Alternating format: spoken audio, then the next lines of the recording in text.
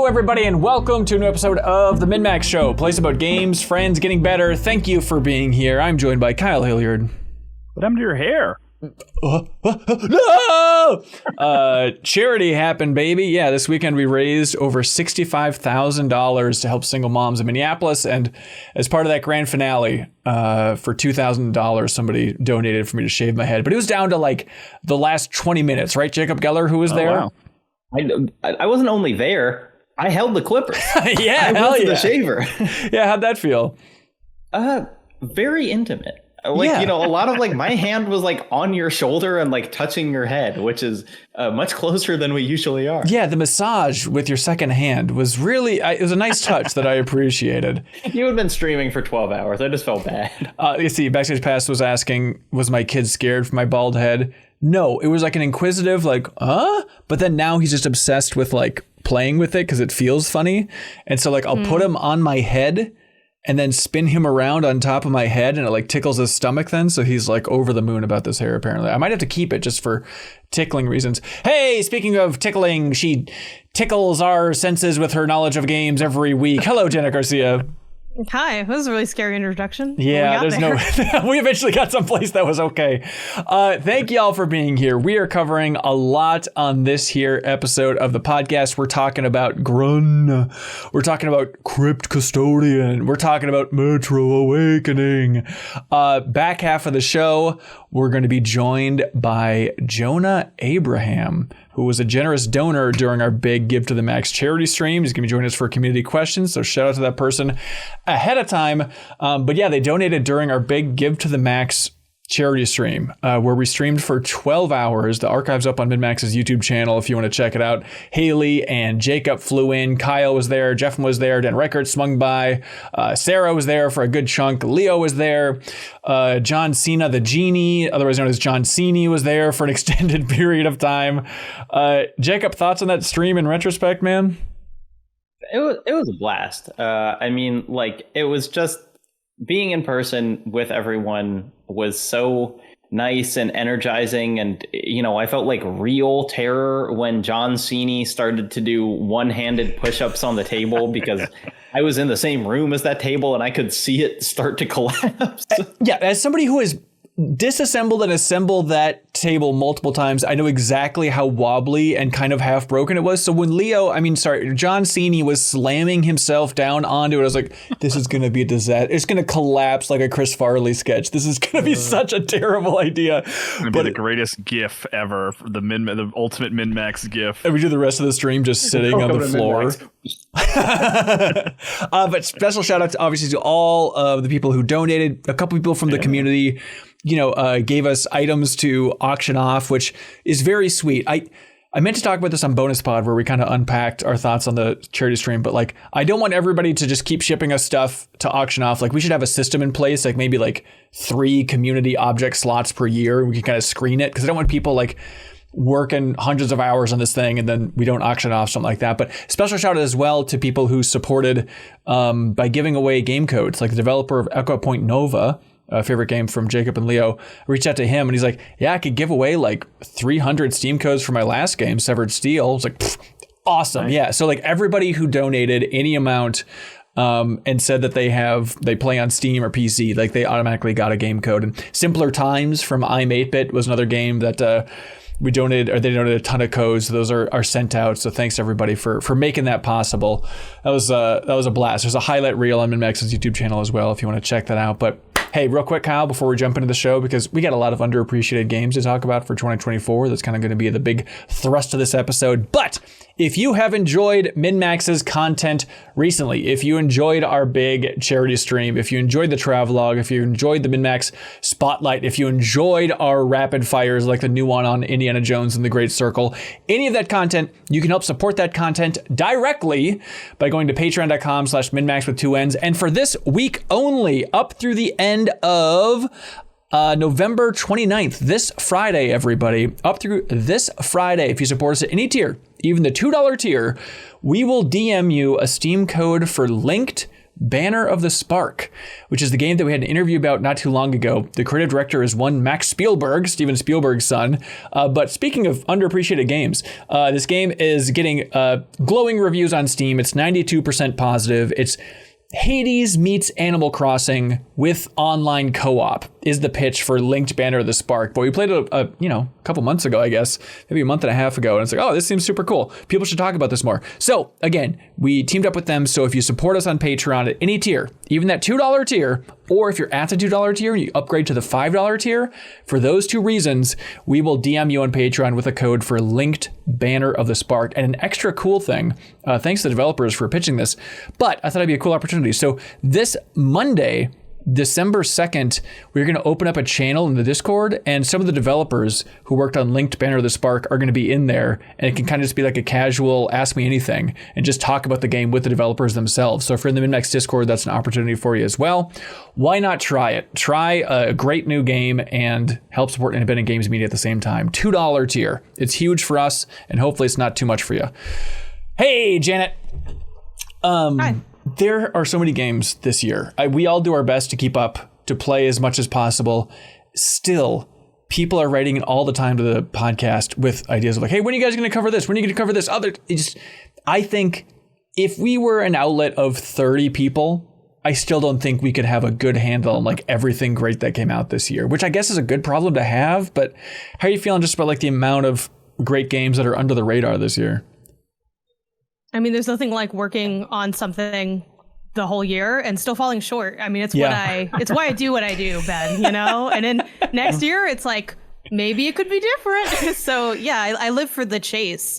And I think it's been fun to, one kind of nice thing about it, this was a stronger year than like other years we've had in gaming, but I do think any year that doesn't have the clearest AAA like game of the year winner tends to have more, deep cuts. Like there's more conversation around other games because there's not as many high demand attention games. And this year was kind of a weird one because I think in a way there were so many ones that were both high demand and long that I think some people were like, I'm just going to skip that one and like play something else. And I think in that people found a lot more games to talk about and highlight, which has been really fun. I'm lurking on everyone's posts. Like Jacob, I know you had on Blue Sky, I think you posted up like, what are the indies I need to get to? And I've seen a couple colleagues do that. And I always go in those threads and check out like, okay, how far off am I from playing every game under the sun? No, you do that and you kind of think like, well, I'm going to have heard of most of these that people recommend. And then reading it, I was like, oh no. There are just like dozens that people loved that I had like never heard of before. Yeah, I think this next episode of Bonus Pod that Haley hosts, it's a Patreon exclusive podcast.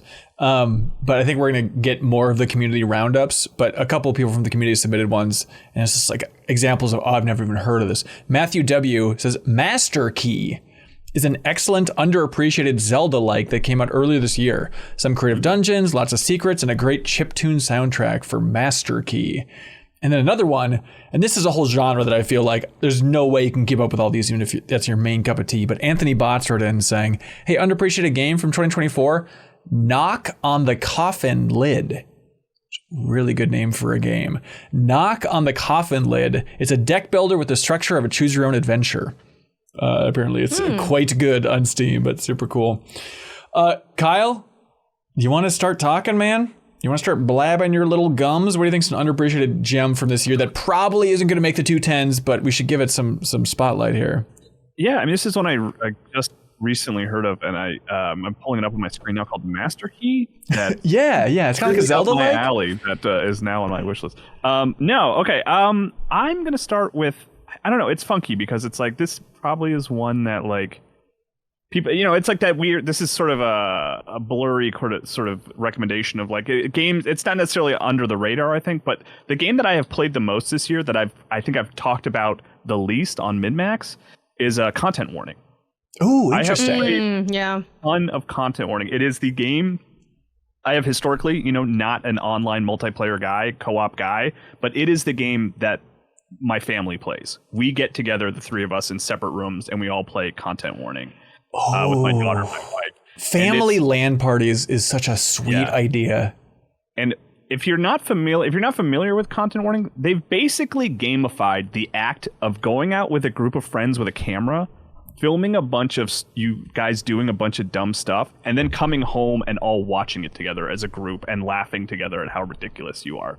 It's basically like gamifying my high school experience. Right. Of like having a little DV camcorder, filming weird stuff, doing little sketches, and then we all come back home and plug the DV camcorder, recorder into the TV and we watch together and we laugh. Like that's content warning with like a weird horror, not like violent and gory, but like spooky horror edge to it.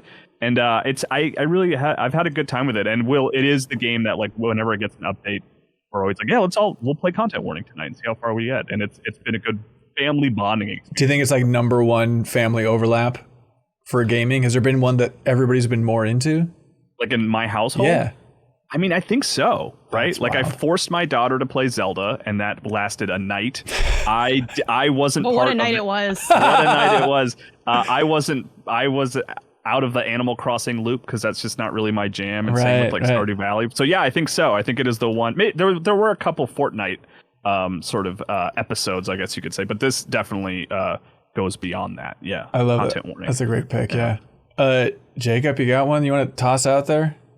Yeah, if we're looking for under the radar, I played a game earlier this year called Daemonologie, but spelled like DAE. Right. That's familiar. Did we talk about it on the main show? It sounds familiar. Yeah. I don't think so. I maybe was like, I could talk about this game, but I don't think we ended up. Oh, you know what? You know what it was? I it. talked about it on the Friends Per Second podcast with Lucy, I think. Lucy James was a fan of it. Yeah.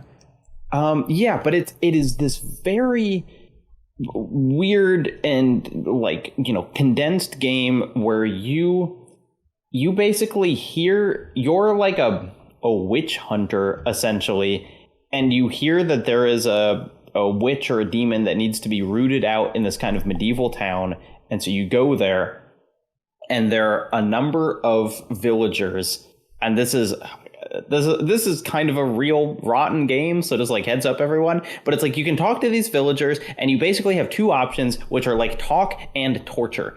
And those are like the two things that you can do. And so you can talk to them and they'll tell you things, and you can torture them and then they will tell you different things. And sometimes they will confess to things or tell you other things. But if it's like it's under, duress, and so it still is not really, you can't like know for sure that they're telling the truth. And all of that's really interesting. But like the reason to play it is because there are these dream sequences every night that are these incredibly ornate stop motion sequences that are like really, really well done. And they're like, just from a production design, they're really interesting because they're actually done in Unity or like whatever engine the game is running in. But like it is done so well that I just assumed that it was actual stop motion until I like looked up some stuff on the game. But it's just like, you'll be done. It encourages multiple playthroughs, but you'll be done in half an hour, and it's really visually striking. And it's just like a very weird, cool game. Yeah, I love it. Yeah, it looks wild for sure.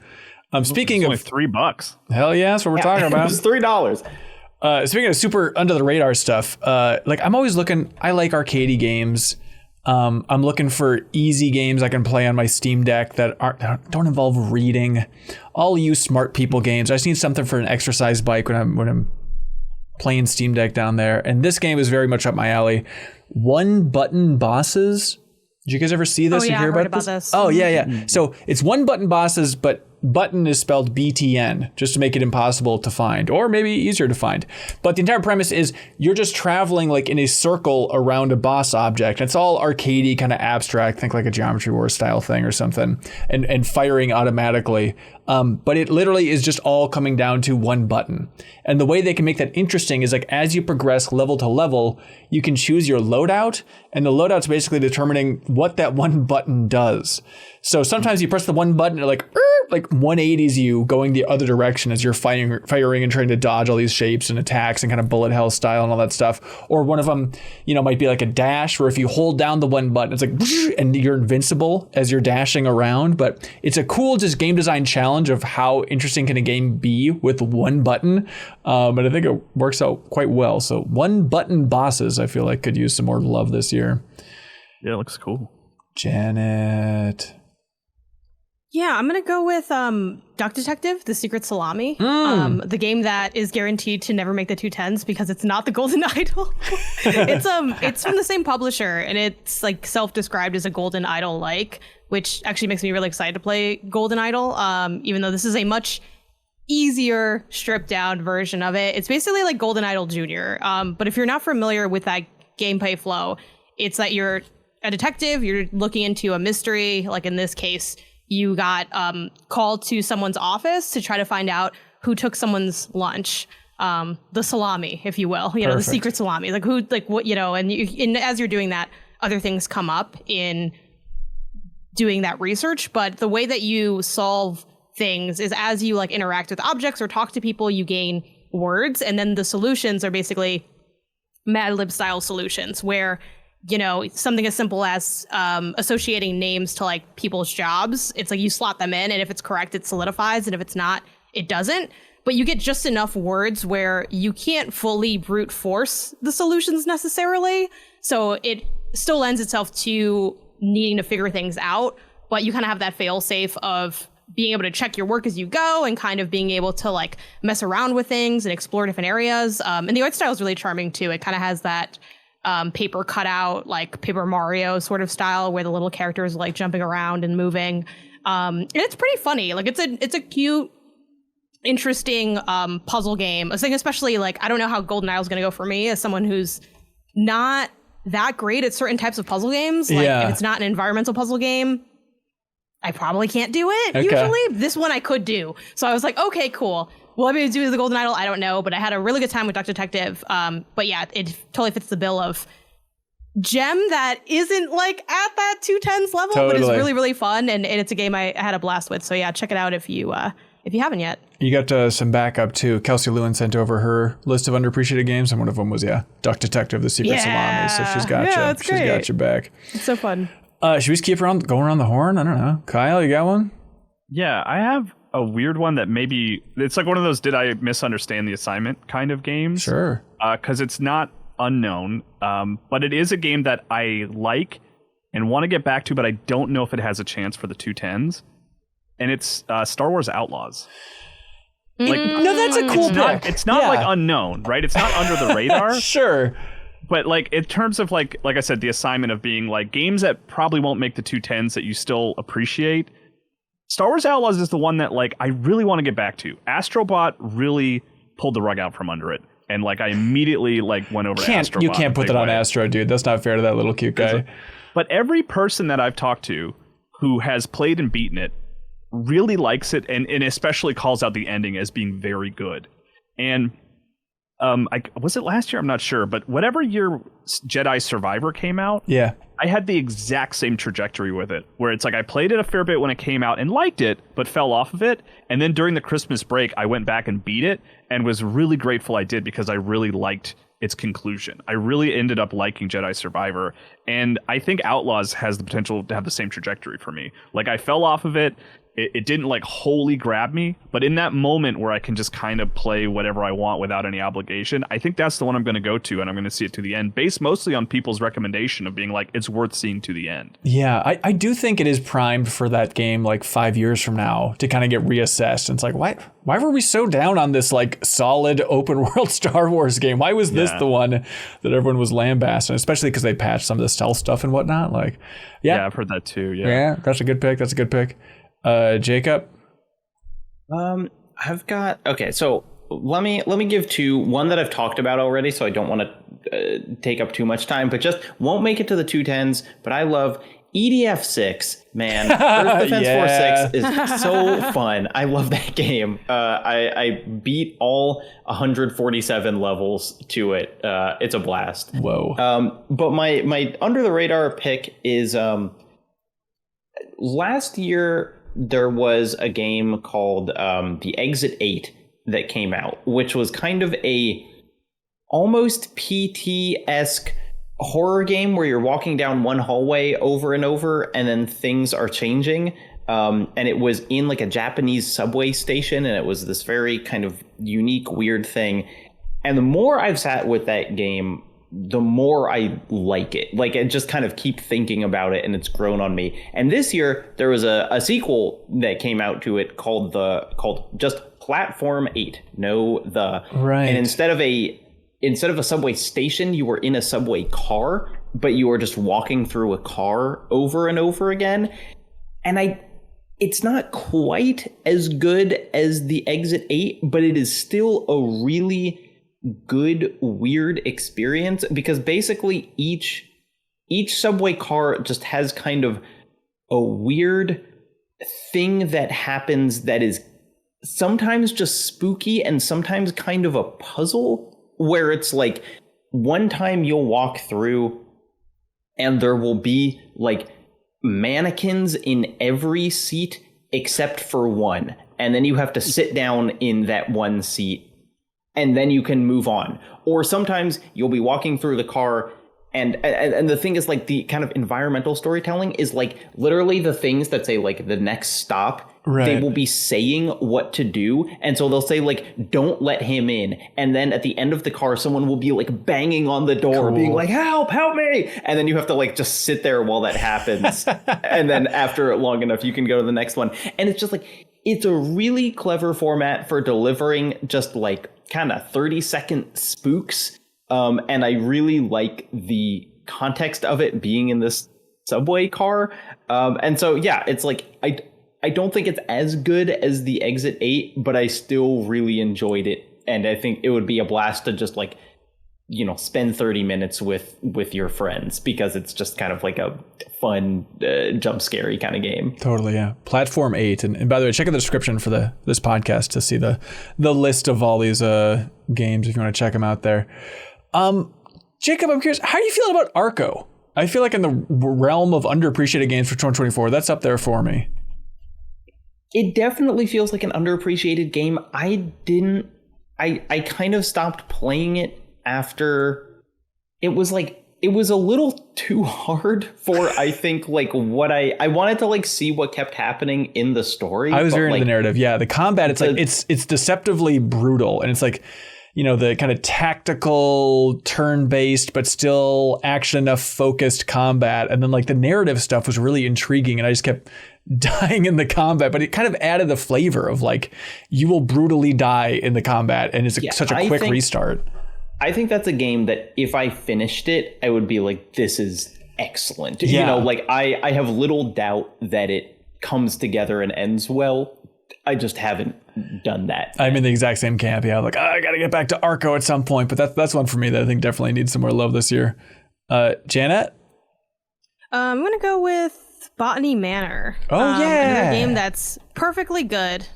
That will not be at the 210. You know what I mean? It's like, Yep. But this game is one that I definitely recommend if you like environmental puzzles. And if you also enjoy going around bespoke areas in games. Like, that's one of my favorite things to do. Like, the thing I like about Resident Evil is that it's like a walking sim. It's like, let's look at this like detail on the wall. Let's check out some ornate, you know, furniture. I really get a kick out of that. And Botany Manor is that kind of setup. You know, it takes place in this big mansion, and you are going around and solving puzzles related to botany. So a lot of it's like how to grow certain flowers, and you pick up clues to figure out how to make them bloom. Narratively, I think it's that you're like returning back, though you like are a botanist, but you like kind of forgot stuff. It's like one of those where they're like, you conveniently forgot what you need to do so that you can have a narrative reason to do the gameplay. That works. But I think the puzzles are really fun, and they're simple enough that you can kind of just mostly breeze through it. So I think it's a nice kind of chill puzzle game. My only real ding on this game is that it doesn't have like a great system for keeping track of the like notes you read. So I found myself using my phone a lot and just like taking pictures off my phone to be like, I don't want to have to walk back to the book that explains the thing. But yeah, I think it's a good one, and definitely dumb friendly, as I kind of label some of these puzzle games.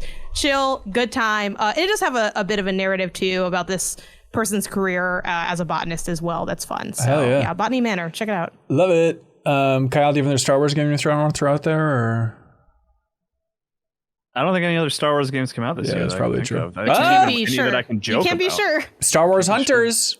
Don't forget Star Wars Hunters on Switch and mobile. Star Wars Hunters. Let me talk about how much I definitely downloaded and played that game. I had a couple, maybe we could just throw out there, but as far as a third official one for me, I saw Mike Drucker tweet about it or post about it on Blue Sky, and I was immediately like, ooh, what is this? And it's Maestro VR, right? Which I played on I Quest 3. want to try this so bad. Yeah, I mean, yeah, and it's it doesn't unseat like Beat Saber or anything, right? In terms of like rhythm games in VR, but what it is it's you are conducting in VR. Like you're standing in front of a number of musicians, and there's a rhythm game where you actually like go with the rhythm and point to certain people with your left hand while keeping the rhythm over here. Interesting. And it makes you feel like a conductor, like in the truest sense. You like truly feel like it, and it's also maybe the first time that I can think of that like the hand tracking like worked well, and like I think I started almost accidentally without controllers in my hand. Like I went to pick them up. And I noticed that it was actually like working really well. Oh, nice. So I tried it with just the hand tracking, and it was like it was working well. And so like it just makes it all the more like you really feel like you're conducting an orchestra by being able to use your hands. So I found the thing like overall impressive. It's one of those ones that like I should play more to really get behind it, but I only played like 2 or 3 songs, and I was like, oh, I get this, and it works really well. It's one of those VR ideas that it's like, oh, why did it take this long for this to happen? Especially when you consider that most of the music is like license free. You know, it's like a lot of. There's got to be some mods where they have like Wind Waker soundtrack in there, right? Just a really big one. So. But like, yeah, what got me, there's a screenshot of it, and it's just like a little band practice room with like 15 musicians. For some reason, that seems more compelling than like you're in front of a symphony hall. Like, give me just like 9 freaks, like in a Whiplash style classroom. That sounds interesting. And let me just throw it. The Simpsons theme song intro. Right. Now, Kyle, I won't play it though because I did buy Mad Maestro on PS2 and I did not like that game. So I assume this is related in some way. I think you'll probably like this more. Although I will say the tutorial felt like it was taking too long to be a little quick. Yeah. Okay, Jacob, is this your last one? Yeah. Clickholding. Okay. Hear him out. Hear him out. I mean, this is the case of Strange Scaffold making 9 games a year, and so they have like another game that I think I will argue for the 210s, which is I Am Your Beast. But Clickholding is a weird and memorable game where you have a clicker, like in the style that you might if you were like someone measuring how many people walked into a stadium or something. You just kind of click it and the number goes up. And you're in a hotel room and there's a guy in front of you who seems to be getting very excited by you clicking the number.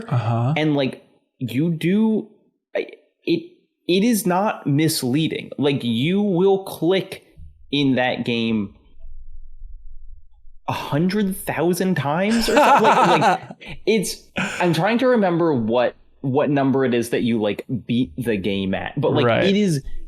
You start playing it and you're like, this is not going to be the whole thing, and then it is the whole thing. But it is kind of remarkable that they do get mileage out of it the whole time, and there are some very unusual interactions that you have with this guy while you're clicking, and it's good, and it feels kind of like weirdly adult in themes, but like there is nothing actually kind of overtly sexual. Yeah, you shouldn't be doesn't whip it embarrassed. out or anything. Like you don't gotta, spoilers for Clickholding. Yeah, but it's just I'll take it off the list. Kind of like the experience of doing it and being like, what are we both doing here? Like, what's he doing here? But also, what am I doing here? And isn't there a story like Xavier Nelson there that he just had it sitting around? He's like, oh, I guess I have some finished game. Maybe I'll release it someday. And then someone online was like, release it. He's like, okay. And then it was Clickholding. Isn't that the saga? Something like that? I'm not sure. It definitely feels like it was kind of a like, what if we did this?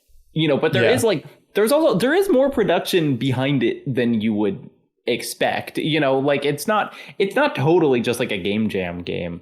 But it's like it it is worth playing because I have not played something quite like it. Yeah. You can cheese the clicking by turning into just a hold, which is what I did. Because I'm like, look, I don't want to do all the clicking. Oh, really? I just kind of want to hold out. I think you're kind of robbing yourself because I was like, I know, but I don't care. It's like I was like coming up with techniques for clicking where I turned my mouse to the side and then I was using like 4 fingers, and so it was like, it was like kind of like you kind of my mouse. Yeah, you like really like did it to him, and I was kind of just like, I'm like, this is just a job for me. You know what I mean? I was doing the Monster Hunter claw grip on my mouse. You had a real relationship with that man in the room, and I was just like, look, this is just another gig. I got 3 sickos in the other room waiting for me. No, I do think the writing is like pretty strong in that game. Like, there's some nice narrative moments in terms of just like how it's written. And what I enjoyed about Clickholding is that like you kind of come in with nothing but questions, who am I? Who is this guy? Why am I here? Right. And you don't get necessarily all of those answered, but a lot of them do end up surfacing in a way that does feel really natural. In a way that I think a lot of games struggle with, where it's like, I think a lot of times early in a game, they're like, yeah, don't you remember? Because you know me from here. Like, look straight into, it's me, it your feels brother. Yeah. Oh my God, such a sister who's younger than me, but only by 3 years. No wonder you were adopted because you were adopted. It's like, it's just, it feels very natural in Clickholding. So yeah, I definitely think it's worth checking out, and you can cheat it if you want to, because that's what I did. I played it on my Steam Deck, and I just sat there holding down the button. That's one way to go. Yeah. By the way, shout out to Charles McGregor, who got hired on at Strange Scaffold. Friend of the show, who is on the Deepest Dive. Yeah, for Last of Us and a bunch of other stuff there. All right. Hey, Jacob, do you ever feel like we're in some bizarre episode of Twilight Zone and we're the only people on Earth that remember that World of Goo 2 released this year? Yeah, I made a video about it, Ben, and I still don't think anyone else knows. It's odd, right? So I am killing myself that I have not finished World of Goo 2. It's been like front and center on my desktop because it's like, if a game is from the Epic Store, I will always forget to boot it up and be like, oh yeah, I got to get back to that. So like, if it's an Epic Game Store thing, I need that little shortcut on my desktop to be like, remember, this exists, because I do feel like everything on that store just gets swallowed up. Like, everyone confused about like, whenever we see sales reports for Alan Wake 2 and everyone's like, how is that so low? I don't understand why the game isn't selling better. The answer is the Epic Game Store. It is locked on the Epic Game Store forever. If that was on Steam, I would be very curious to see what those numbers could get up to. But World of Goo 2, I need to finish it. And Jacob, you have finished it, right? Yeah. How far have you gotten? World 4, maybe? There's a big thing that happens in World 4. Okay, I have not gotten there yet. How convenient. The game very much, I really respect it as a game, and I think it's to its detriment that like it is doing a thing and it does not show you that thing until pretty far into the game. I love that. Okay. But it is really worth playing. And it's like, it's still, even the whole game, it takes like 5 hours maybe. Yeah. It's still pretty short. Yeah. Do you think it's going to make your 210s? Or your single 10, I should say? No, but I do. If I was making a 210s, it might be on that second 10 just for me personally. And it's like, I really appreciate it as a game. Oh, yeah. Janet, you got one more? Did I do this math correctly? Yeah, you did. Congratulations. And you win Little Guardsmen, a game that more people should play. It's super fun. It's a Papers, Please like. It has a really nice kind of cartoon animation style to it, but it also has like a time loop aspect or a time rewind aspect that gets revealed somewhat early into it. But basically you are the guardsman door person at this town. Like your dad originally does that job, and then you kind of take it over. And it's got just the classic fun of deciding who gets in, who doesn't. You do have a couple tools that you can use to try to glean more information about people, but there's a limit to how many times you can use them, or also whether or not they'd work. Like, I think one of them is, one of them is like it only works some of the time. I forget like what the tool is. So you kind of have to like do a little bit of a dice roll there, but it's like the classic thing of, you don't always have all the information you need. Like and the scenarios are really like goofy too. Like one of them was, there was like an old lady who wanted to, she's like, oh, I'm bringing some some cookies for my grandkids. I was like, sure. And then later they're like, yeah, there's been a bunch of old women who are posing as grandmas selling drugs to the community, like letting these people in. And I'm like, oh man, was that like that lady I sent in? Like, so it's got a lot of like goofiness in that way, and just like kind of bizarre scenarios that end up happening. So I think there's like a lot of charm in it. And then I forget a little bit how the time rewind functions, but they do integrate it well, where I thought, well, isn't this going to make it too easy to like pass everything? Because I can just rewind my mistakes, but there's sort of limitations on that too. So I think it's really cool following that format, and is kind of obviously like less, dark as like Paper Please. I think a lot of Papers, Please likes follow, heavier narrative themes, which there's nothing wrong with that. I think those stories are very much worth telling, but this kind of takes a goofy Cartoon Network spin on that format that I think is really fun. So I haven't finished it, but I'd like to go back just for funsies. Just play a game for fun, like back in the day. Remember before this was like a job and you were just like, what if I played Epic Mickey just to feel something? You know what I mean? Like, it's like, that's where the real juice is. You should get the two tens, but it's kind of whack, It's like these games aren't really that good, but they're like kind of fun. Like, I don't know. Janet, that's what this episode is. Yeah, let's just make a pact with the devil and just push Disney's Epic Mickey rebrush to the top of the 210s. Just to feel something. If Shadow of the Earth Tree people can have that, we can have this, Ben, It actually recontextualizes how I lists the game first. It's like Leo's strategy of going first and putting Hitman Freelancer at the top. Right. Just be like, you can only knock that number one spot down so far. For absolutely no reason, Ben, I think you should go last this year. I just want to throw that out there. Yeah. Seems fair to me. Just any spot other than first, really. Hey, I got some rapid fires. I got 2 waves of rapid fires. First of all, do you guys ever feel like sad? Constantly. Yeah. Yes. Well, what's that like? Lately? Do you ever feel just sad about like when you see the number of Steam reviews? I feel like it's a glimpse into just like, oh, this game is tanking hard and it feels terrible. And maybe it's doing great on Game Pass, but one of them that's up there for me is All You Need Is Help. From Q Games, the Pixel Junk team. They released this game called All You Need Is Help, and it's like wacky physics co-op where you're each playing basically as a Tetris shape, and you can like nudge each other to like change direction and like fit a certain pattern and lock it in. But it's a cool game. Then I see it has like 3 reviews on Steam or something. It's like, oh my God, Q Games, I'm rooting for you so hard. And the soundtrack is to die for. Another one that is kind of shockingly under the radar.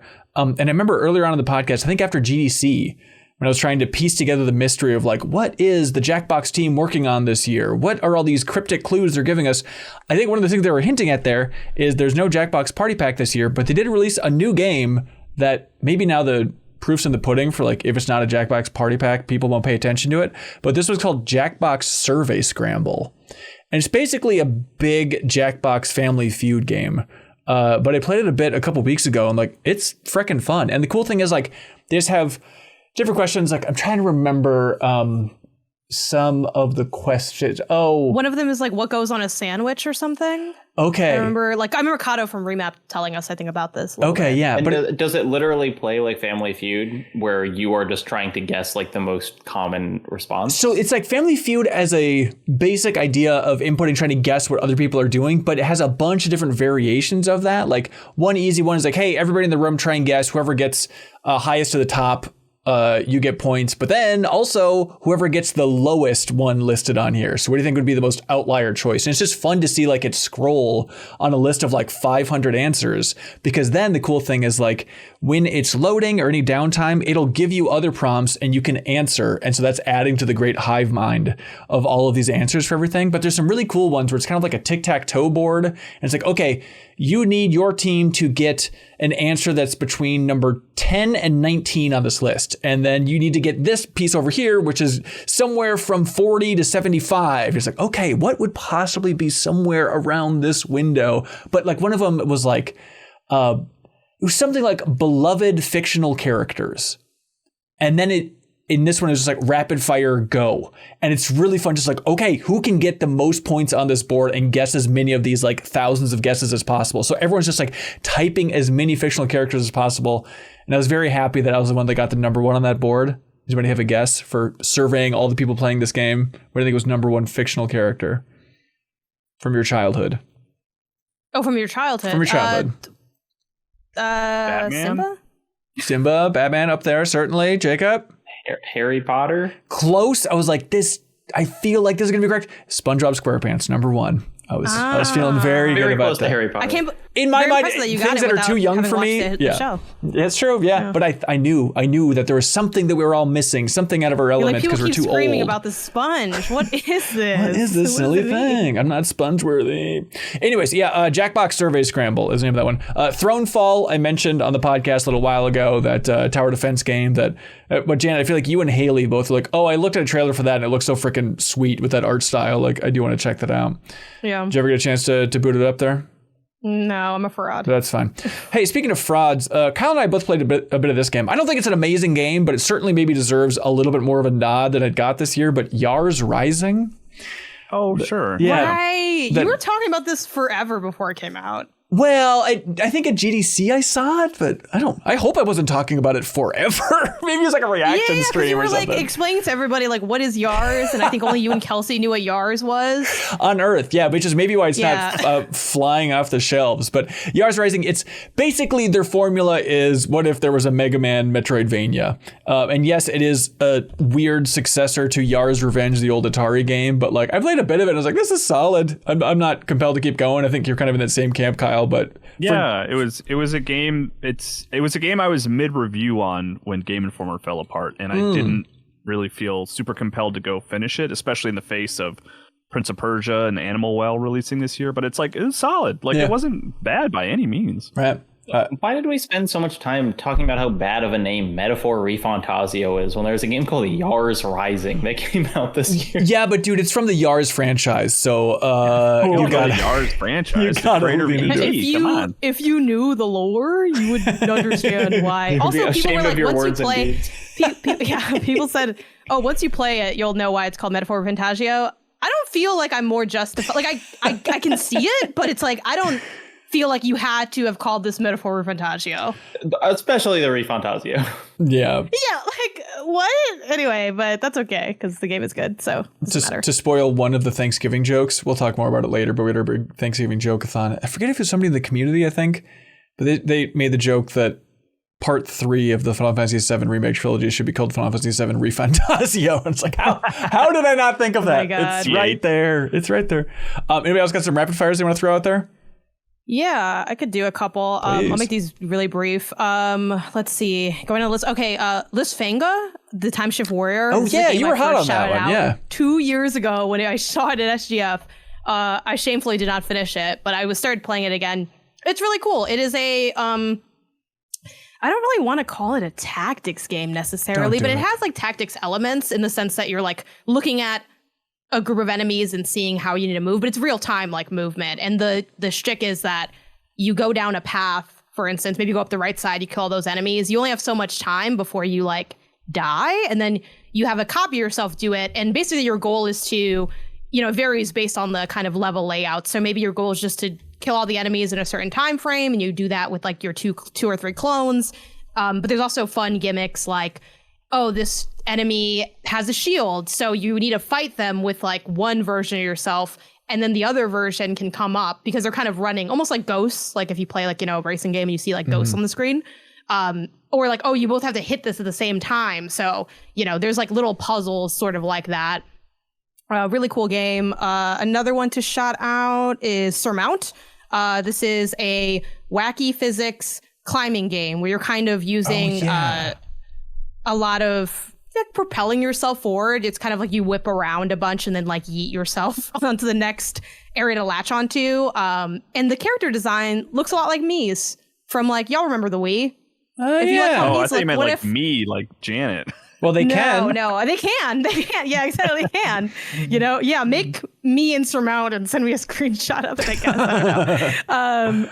Yeah, I think, and then Spirit City Lo-Fi Sessions. This is just if you're looking for another kind of game to have running while you're doing work. It's just like a lo-fi person maker sort of that has like music and like little settings. Like if you're someone that got a kick out of Rusty's retirement, you might also get a kick out of that kind of content. And I think those are some of my bigger ones that I just want to give a nod to, because some of the other ones I'm like, I haven't really played this enough to really, I hear it. pick this up. We talked about this earlier this year, but one of my most played games during MinnMax Monday meetings, Boar Blasters. Hell yeah. Very, very, just kind of like lizard brain satisfying. Just like it's just, you're just a little spaceship and you're shooting the ground and getting gems. And I did every level in that game. I beat it, and I am not convinced it's designed to be beaten. It felt like getting to the end of like Candy Crush or something, where they were just like, stop playing. That's a very satisfying journey for Boar Blasters. So yeah, I played it. I was like, this is so dumb, but it works just on a basic game design level. Yep. It works on the human brain. And then I think you reached out like, hey, can I get a code for that Boar Blaster? So it's nice to know that all year you've just been blasting into boar. Yeah, and then I don't know. Okay, another one we talked about earlier, Death of a Wish, is really interesting, like very kind of angrily sketched looking game on kind of like black backgrounds. I did finish it. I think it's too long for its own good, and it gets really, really hard, but like it is an interesting game, and the story goes places, and it is just like, it is worth playing for the art style alone. And then maybe this one will be in 210's conversation, but Children of the Sun is the game where you play as a sniper, and then you like ping pong the bullets around each level, and it's kind of a puzzle game because you have to like get the optimal path of like, okay, through this window I can see this guy, and so I can pilot the bullet through. An incredibly stylish game, really fun. Again, maybe it would be on my own personal 210s. It never really gets that much more complex than it starts out, but it is cool. Right on. We got more suggestions from, there's going to be a lot more on Bonus Pod from the community and stuff, but just from other cohorts here.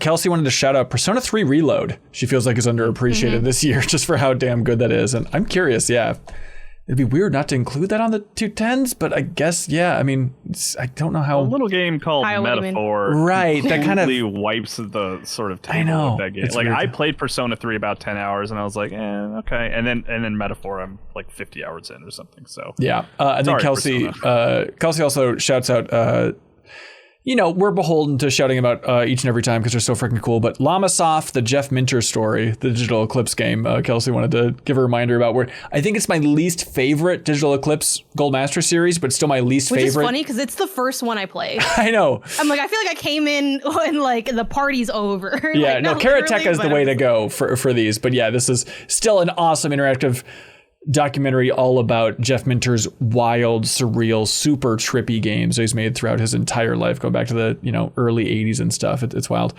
Sarah Pozorski has some of these. I'm like, Sarah, where were you? I wanted to hear more about this. Doranko Wanko? The dog game. Yes, the Pomeranian game. Yeah, that game's awesome. Apparently, overwhelmingly positive on Steam. You're running around as a little Pomeranian. It looks cute as hell. Again, if you want to know how to spell it, look in the description for this thing. But I am confused about the journey of this game because, Kyle, the publisher is Phoenix Inc., which I know you're a big fan of their work, right? The developer, Kyle, Bandai Namco.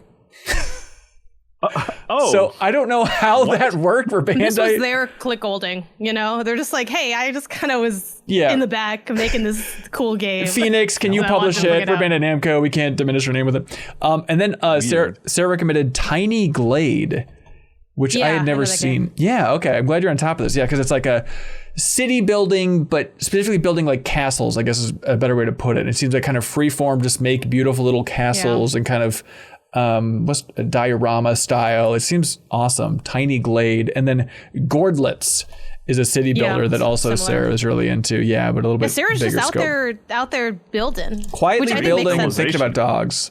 Yeah. Yeah, Summer House is another one that people point to a lot for like that kind of I can't do that. I don't have the creativity for it. I'm like, come on. If I don't see a number going up, I'm like, what? I'm confused on where I am. You know what I mean? I'm just like, I can't. Just look at your hour count on Steam, and then it'll feel like you're making progress in the world. Well, that is something. Yeah, a little feather in the cap. Yeah, why not? Ian writes in from the community and says, Unicorn Overlord is underappreciated because it's not game of the year.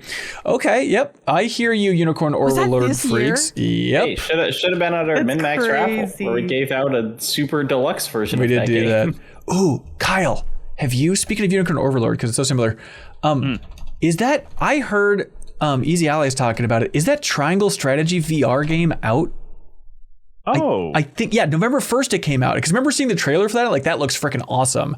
I haven't checked that out yet.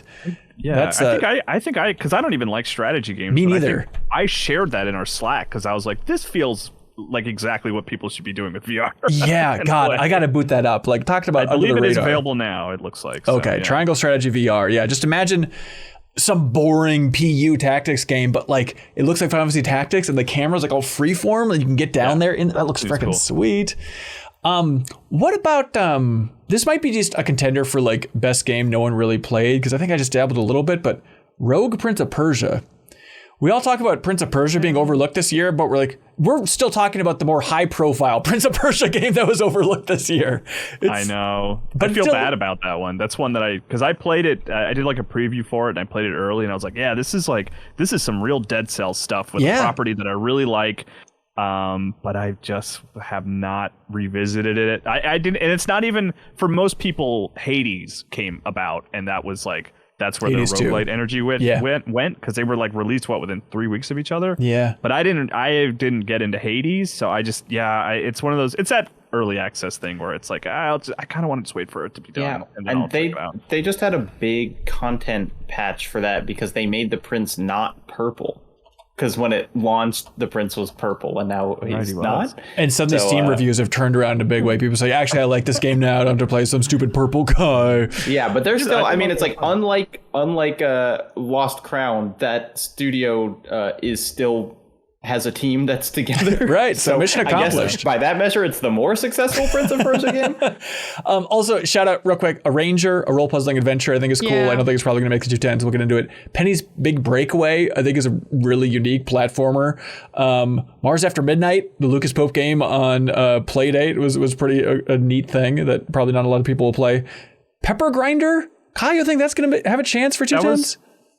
No, but it was on my list to discuss today. It was one of my quick offshoots. A game that I beat. It's quite short, but it's just an okay, kind of cool, stylish platformer. Yeah. Yeah, I need to get into that one.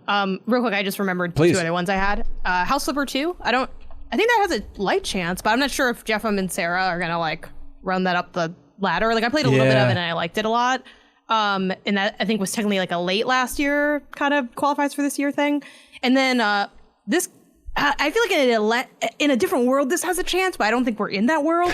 Little Kitty Big City. I think this game is genuinely great. I think it's a really, really cool game. I think the thing that's really hurting is just that it's like not necessarily as interesting of an idea as a lot of other games this year of similar quality. Mm-hmm. But this is the game, if you played Stray and you're like, this isn't really the game I wanted. The game you wanted is Little Kitty Big City, and it is here, and it is awesome. You're a cat, you're doing little tasks. It's very like legit in the cat things you do, and it has like a really nice flow to like the exploration. Like it is a really, really rad game if you're into exploration as a cat. Yeah, it's a great game. So go check that out if you haven't. On the driving front, real quick, Yellow Taxi goes Vroom. I don't know if you remember this one. Kind of looks like kind of N64, it's like Mario 64 like structure, but also obviously has some crazy taxi vibes in there. But that game was pretty sweet. And then Tiny Terry's Turbo Trip was another game from this year that could use a little more love. I mean, someone was just writing it about it. And I think we're talking about it on Twitch, but it feels like a Simpsons hit and run vibe, but just kind of like a smaller little open world where you're running around. You can't kill anybody, but you're exploring and hijacking cars and all that fun stuff. And so, Tiny Terry's Turbo Trip. I don't know why this game isn't more popular. It rolls off the tongue. Oh boy. All right. Should we talk about some other games, y'all? Mm-hmm. Well, hey. Before we get to that, we should probably shout out Turtle Beach. Life is good at the beach, everybody. In November, around Thanksgiving, let's relax on the beach surrounded by turtles, everybody. Whether you're treating yourself or looking for that perfect gift, now's the perfect time to snag the headset that everyone's talking about. For a limited time only, MinnMax listeners get 10% off your entire order when you use the code at turtlebeach.com. That's 10% off your order at turtlebeach.com with the promo code MinnMax. And they want you to know about the Stealth 700 Gen 3 headset. Sweet headset, comfortable as all hell, 80-hour battery life. I don't even think I've been alive for 80 hours. And it has a quick charge feature, and it's the first ever headset with cross-play dual wireless transmitter system, so you can switch immediately with one button between console and PC. You can also connect your phone to it, so switch easily there as well with one button to take calls if you're a madman or just listen to songs while you're gaming. That is the Stealth 700 Gen 3 series. More than that, though, if I want to really kiss some Turtle Beach ass, they were very sweet, and they actually sent us some things, and we auctioned off some of these things during the charity stream. So we auctioned off one of those Stealth 700 headsets, got over $400 for it, which is incredibly generous. So thanks to Turtle Beach for sending this over, letting us auction off. Also, this is the big thing. More than headsets. Just go to Turtle Beach, check out the link in the description, because they also have a ton of just like sweet controllers, keyboards, mice, flight and racing simulators, just a cool menagerie of accessories for your gaming lifestyle. And the one that really caught my eye is they had fight sticks that were like Tekken 8 themed fight sticks for, PC and PS4 and PS5, and they look so damn cool. And so I asked like, hey, could you ship one of those out? And they did, and it was awesome. And we auctioned it off for charity, and that got $950 for Emerge Mothers Academy here, along with the Tekken 8 Special Collector's Edition. But shout out to Turtle Beach for letting us auction that stuff off. So you can get the ultimate immersive gaming experience with Turtle Beach today. For a limited time only, y'all, head to turtlebeach.com and use the code MinnMax for 10% off your entire order. It's 10% off your order at turtlebeach.com with promo code MinnMax. Don't delay, get the perfect gift now. Happy holidays from Turtle Beach, they say. Absolutely. We'd love to keep Turtle Beach around, so use that promo code, get that discount. There's something cool in that store for you, I promise. All right, everybody, let's soak in something new. Grunn.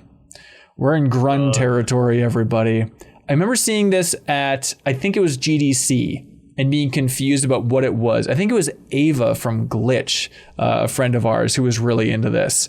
And you've been playing this, Janet. Jacob's been playing it. We streamed technically several playthroughs for New Show Plus this week as well from the MinnMax studio, because, Janet, correct me where I'm wrong. It's a little Stanley Parable-esque, where it's like you can go and just find multiple endings in this environment as you're wandering around and using shears and trimming grass. That's the big hook for Grunn. Yeah, I mean, I think I wouldn't say the big hook is the trimming the grass, if I'm being honest, but the other part, yeah, it's a so like the pitch for this game is from the developer is it's a normal gardening game. Haha. It's like, oh, there's like weird stuff going on, right? And I think I've talked to a lot of people about this, and they're like, you should go in cold, like don't know anything about it. I think that's a little dramatic. I don't think I think the what the pitch for this game reveals itself very early, so I don't think it really takes away from much to know it. But the pitch really is that it's an environmental puzzle game that has a scavenger hunt structure to it. That's also a time loop game, and it's disguised as a gardening simulator. Right. That's what the game is. And it's really, really fascinating. But yeah, like you said, there's multiple endings. Again, the second you get the first one, whatever order it is, it'll say like of 11. There's 11 endings. So you're sort of chasing these endings. And as you go through the game, maybe you see a larger goal. Like when you're presented with the game, they just say, oh, garden. So you could always just like go straight for that and just focus on the gardening. But as you explore, you start to realize, okay, this is something else I might want to work towards. But I think what really works in this game is that as someone that's really bad at a lot of these puzzle games, this is one of the few times where I really felt like I had everything I needed to keep going through the game. Even if I got kind of stuck, wasn't really sure what to do, like there was always an option to chase some type of lead, because you're collecting like these Polaroid pictures as you go, and the picture will be a picture of something in the world. Maybe, one of the early ones you get is a van with a plank near it. And because like the first thing you do in the game is cross a bridge and the plank falls down from the bridge you're on. And you're right. That's the missing plank. I got to find where this is at. And then, so you kind of have like these Polaroids to guide you. Sometimes it's as simple as go to the place and like you gain an object. Sometimes it's you have to do something at that place. But it has like all these different things happening at once. And as you like garden, sometimes things also appear in the environment. So I think it gives you a lot of avenues to explore. And it's definitely like kind of a goofy game in that some of the logic is a little funky, but that works really well for me. For some reason, like I can follow the logic with this game very clearly, and I really enjoy that. And there's also like a spooky kind of undertone and mystery to it. So yeah, I got all the endings. I beat the game. I love this game. This game rips, in my opinion. But Jacob, I know you've been playing it as well. Yeah, I think the kind of missing game to compare it to, and it's like I don't want people to get too excited, but like it is very similar to Outer Wilds. In that like it is a game where you at first do things very slowly and then learn to do them very quickly as like part of your kind of routine. So it's like, it's interesting because like my first playthrough of this, I was, just kind of like figuring it out, and I was like gardening, and I was like, oh, I made it into, the neighboring church yard and then like over somewhere. And I just kind of like randomly stumbled into one of the endings. And then it just like fully starts over. And I was like, it doesn't save anything. It saves like the Polaroids you found, but you truly have to start from scratch.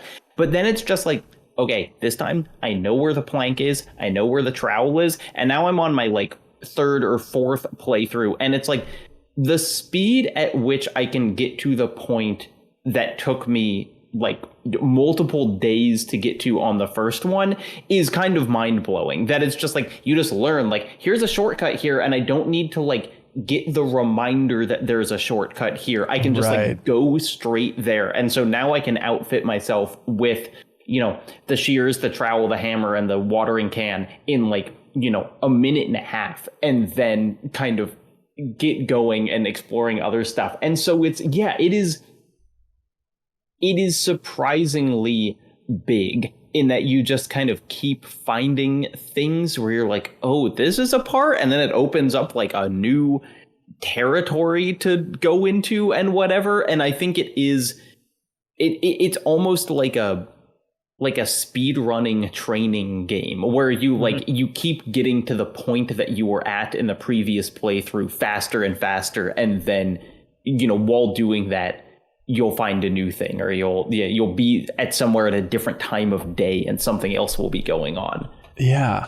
What a wild, weird thing. So it's from a Dutch studio. Sock Pop Collective is the name of like the larger group here.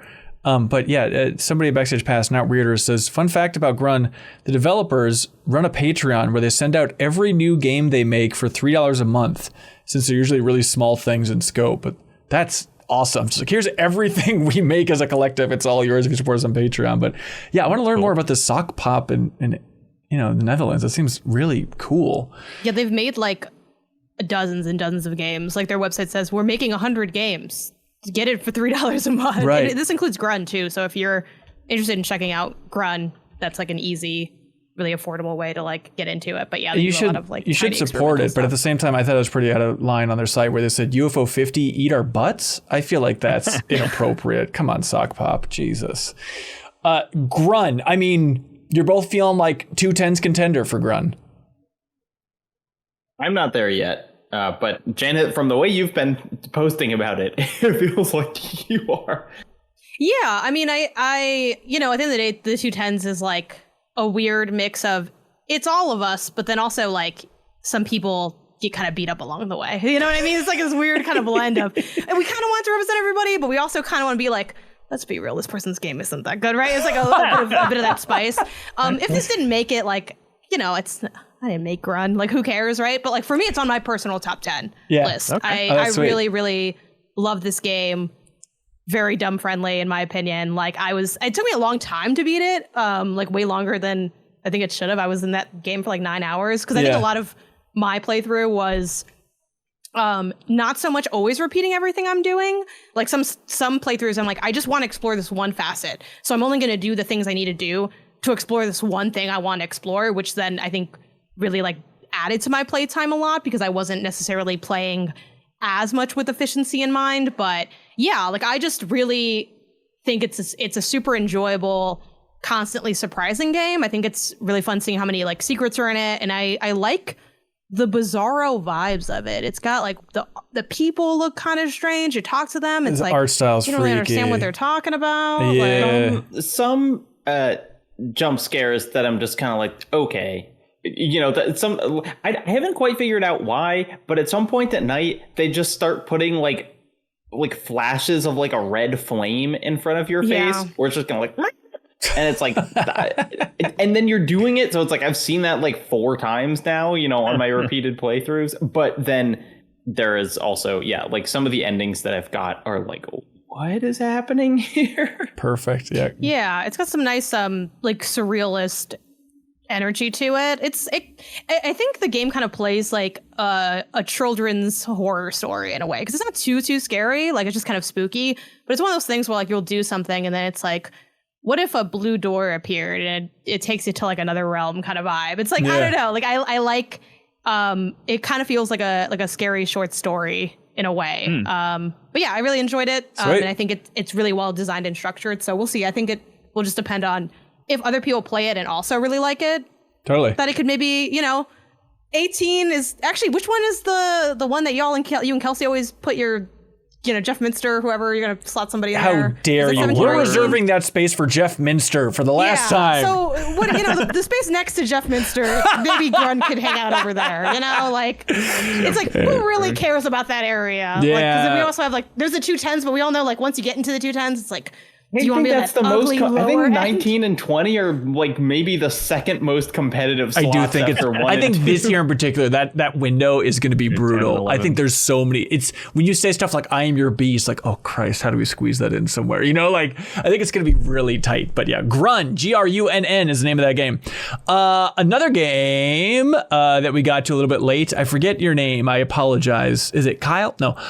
But someone keeps writing into the podcast like, why are you lovely people not talking about Crypt Custodian? Because that game came out earlier this year and it freaking rules and people need to talk about it. And so I finally booted it up like, I'll give it a whirl here. And like it hooked me pretty quick as just being super solid. So it came out August 27th on Steam. You play as a little cat, basically banished to hell, and you're the janitor and you have to clean up this afterlife environment. But it's isometric. Think of it like a Zelda.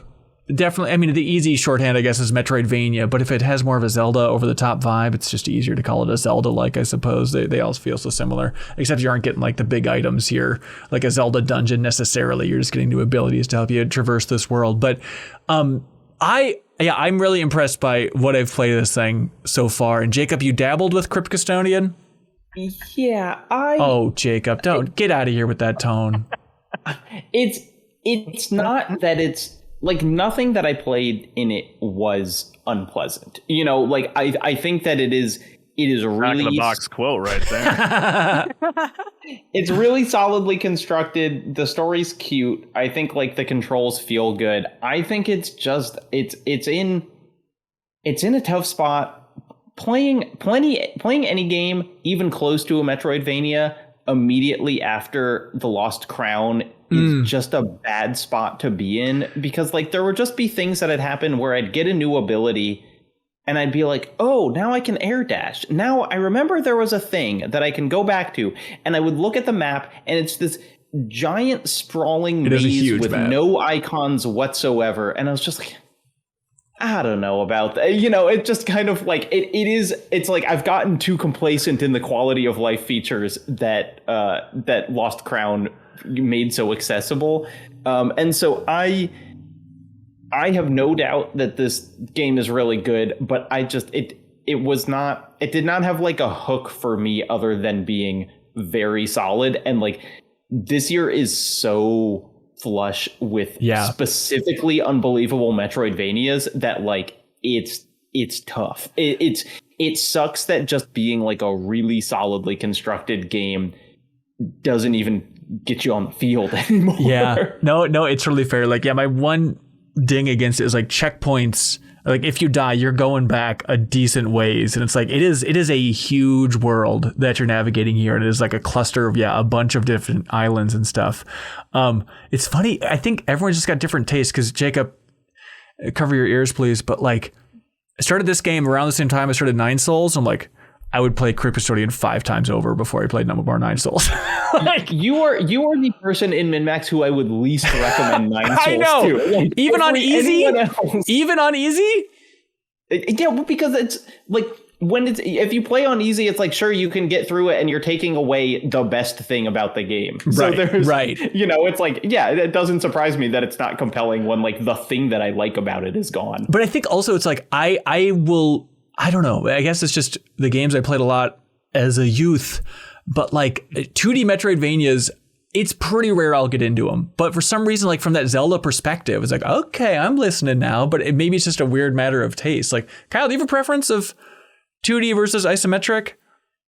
I mean, they feel like completely different genres to me. To like, you know what I mean? Like, a Zelda inspired game and a Metroid inspired game are very different to me. They're related. They're kissing cousins, no doubt. I mean, it's that thing that sometimes people use the term Metroid to just mean like good design.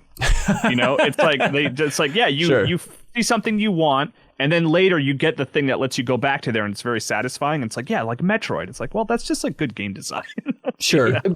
I do think that Crypt Custodian feels much closer to that because of the kind of upgrade that you're getting. I mean, like specifically an air dash is a very Metroid-y, you know, even though it's not a literal Metroid upgrade, but like you can jump farther now and you can get to this thing.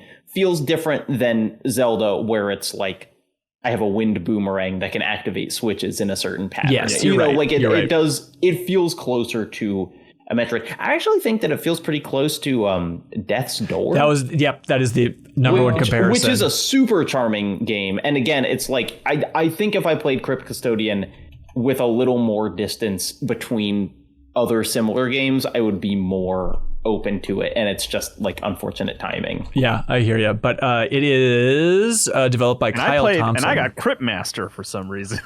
Look, I reached out for codes for Crypt Master and Crypt Custodian at the same time, and I got them back, and I was like, great, okay, these people on Crypt Custodian. So I sent them the codes, and people were like, you sent me Crypt Master codes, dude. I'm like, oh yeah, sorry, I just read the Crypt part. Did y'all play it though? Because I really like Crypt Master. I do want to play it, but I put it on my Steam Deck, which is like, well, that's not gonna work. No, yeah, that's tricky.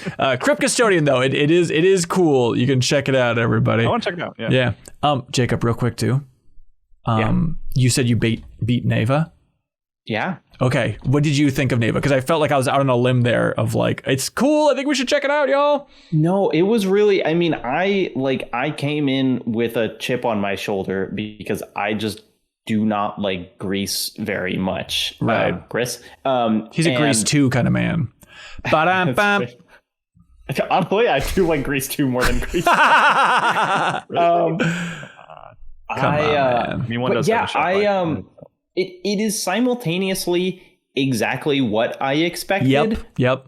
But I was like, I'm into it. I mean, like, you know, I think the platforming is, here's what I like about it. There are no puzzles.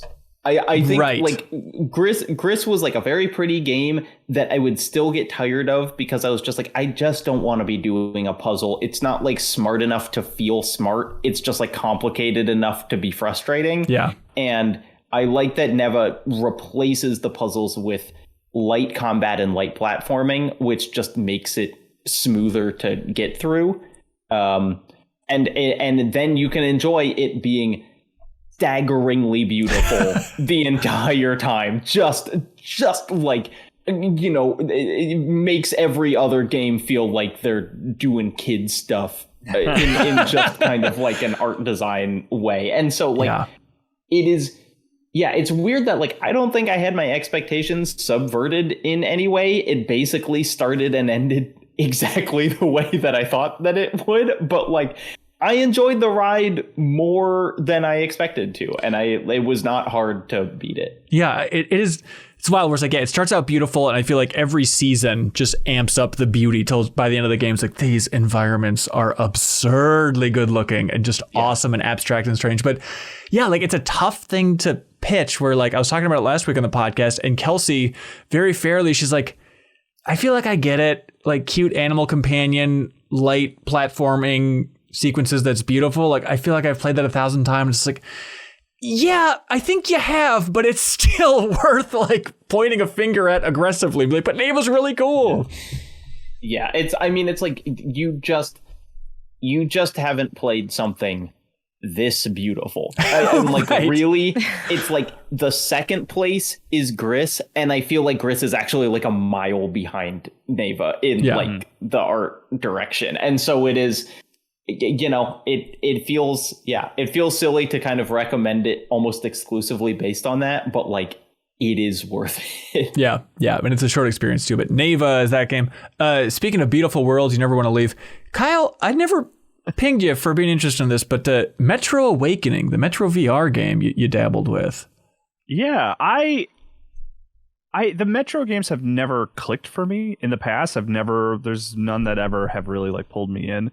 And this was more just like, I like the idea of like a fully realized story and world within VR. Mm-hmm. And I played the beginning. I played through, I don't know, first like hour or two.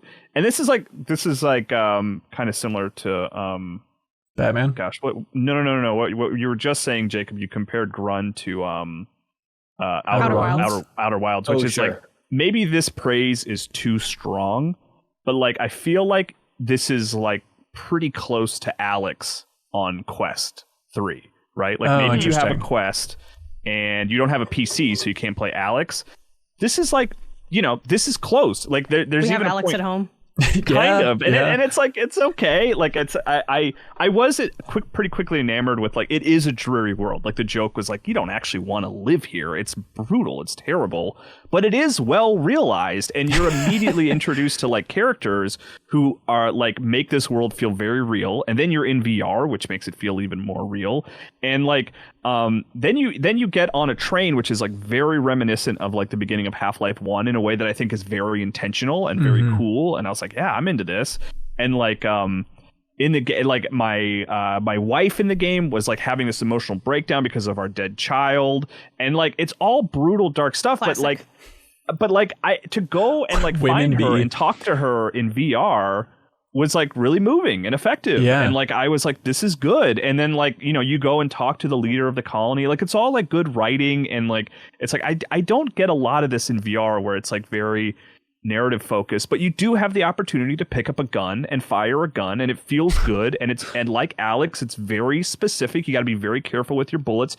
Like I literally aim with one eye closed to make sure I'm getting my shots and stuff. That's cool. And like that's cool. That's good. And it's like it's nice to have that on Quest 3 because like I'm pretty much done with like cables. I just don't think I can ever play VR tethered to anything anymore. So yeah, I hesitate to give it like a really big recommendation in the way that I have been loving Batman. I'm still playing Batman a couple times a week, and I'm getting close to the end. And every time I play it, I'm like, I'm really enjoying this. I don't feel quite that strongly about Metro, but I was impressed. Like I was like, this is cool. This is a dark world, but like this works in VR, and I want to see what happens next. Well, yeah, it's so sad, I guess, to directly compare it to this over and over again. But like also for everyone being like, I want Half-Life Alyx on PSVR 2. It's like, well, Metro Awakening is on PSVR 2 now. So if you want something that might feel, a little bit like that, it might be an option. It's like for in folks. that genre. It's in that zone. Right, like I do think Alex is the better game. That probably goes without saying. But like, if you want to kind of like get something close to it, or you miss Alex and you want to have an experience like that again, Metro's there and it's solid. Man, I mean, we don't talk about enough like I don't know how VR is doing now or in the future, but like shooting in VR is one of the coolest things that you can do in a video game. Not just like aiming is more immersive than anything you can do on a flat screen. Reloading is so much more interesting than it's like there are so many things specifically from a gun which is the most like normal, boring object in most games that like suddenly becomes so interesting. And it bums me out that VR does not really seem like it's incorporating into the gaming ecosystem in the way that people hoped. And it's like, there are just these things that you can do. And I think about finding a single shell in Half-Life Alyx and then like putting it into your gun in just this way that it's like, you can't replicate that feeling, with a controller. I mean, literally that moment where you dodge like this, where you're just like, oh, like you just involuntarily move your head out of the way from a gunshot or something. It's like, you got to give it up for that at a certain point, Yeah, for sure. It's weird to think of. Metro Exodus was 2019. And so this was not 4A Games that made this. This is Vertigo Games, apparently, that made Metro Awakening here. But what they still have said and teased, like, there's a new Metro game coming at some point, and we're under the Embracer umbrella. 2. Well, yeah, that also came out, which I guess some people are dabbling with but aren't over the moon about. Seems like it could use some time to keep cooking with bugs and stuff. But, I mean, yeah, it's been 5.5 years, and we haven't even heard or seen the actual announcement of 4A's next Metro game. It's pretty wild to have that big of a gap, I think. Yeah, I mean, I think that those games are like sneakily pretty successful. Like they have like long tails. Mm-hmm. And so like, I would guess that Exodus did pretty well for them. And so, just like Exodus was I think, again, maybe under talked about in like its technical impressiveness kind of game. And I would not be surprised if whatever they do next is like a really hardware pushing thing again. Yeah. And you got to wonder, how much the war in Ukraine has impacted them. But it's a confusing thing where like the heads of development for Exodus went on their own Exodus and they were developing it from Malta. And so I visited them for a Game Informer cover story trip in Malta. And I think the split was like 30% of the team was in Malta and then 70% was in Ukraine. And I'd be curious now if 4A is still split and they're still in Malta, or maybe more people went to Malta. I just want more Malta-based information on the next Metro is what I'm curious about. But Metro Awakening there, everybody. It's on Steam VR, PSVR 2, and MetaQuest. Kyle, did you? You don't know if it's Quest 3 exclusive, do you? I don't know. Okay. Did you watch that Half-Life 2 documentary from NoClip, by the way? Or sorry, from Secret Tapes, the Danny O'Dwyer other project? Were you also amazed by how much Half-Life 2 Episode 3 footage they showed in that? There's like several minutes of gameplay from Episode 3 in there.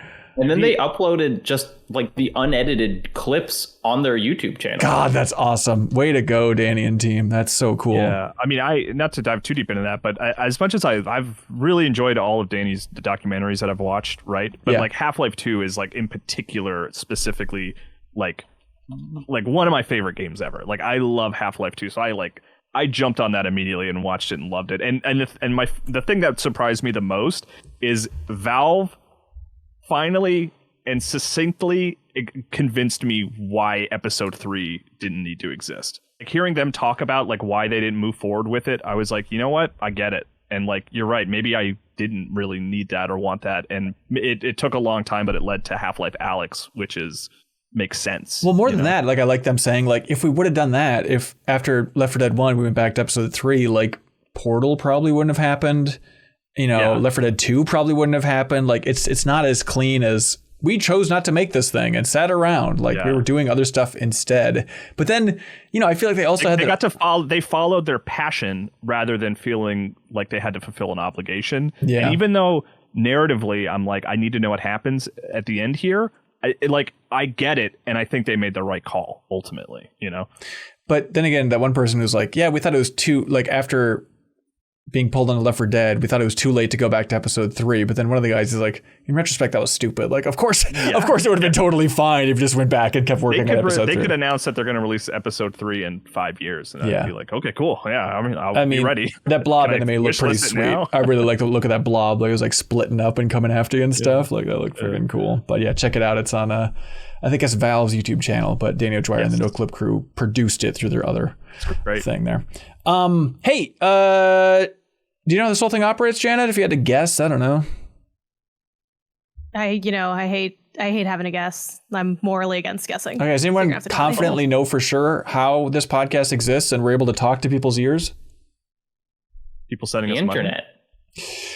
Yeah, warmer. Patreon, everybody. Patreon.com/MinnMax with 2 N's. If you've enjoyed our content recently, we would like you to support us on Patreon at a tier that's sustainable for you. So jump in at that $2 tier, $5 tier, unlock a ton of benefits. And for this week only, get in while the getting's good, and we'll DM you a Steam code for Lynked Banner of the Spark. Everybody, a solid underappreciated game from this year from FuzzyBot and Max Spielberg and all of them. So get a cool game, support independent games media. We feel like it's a win-win. Hopefully it's a win-win for you. So we'd love it if you jumped in at the $2 tier or $5 tier, whatever works for you.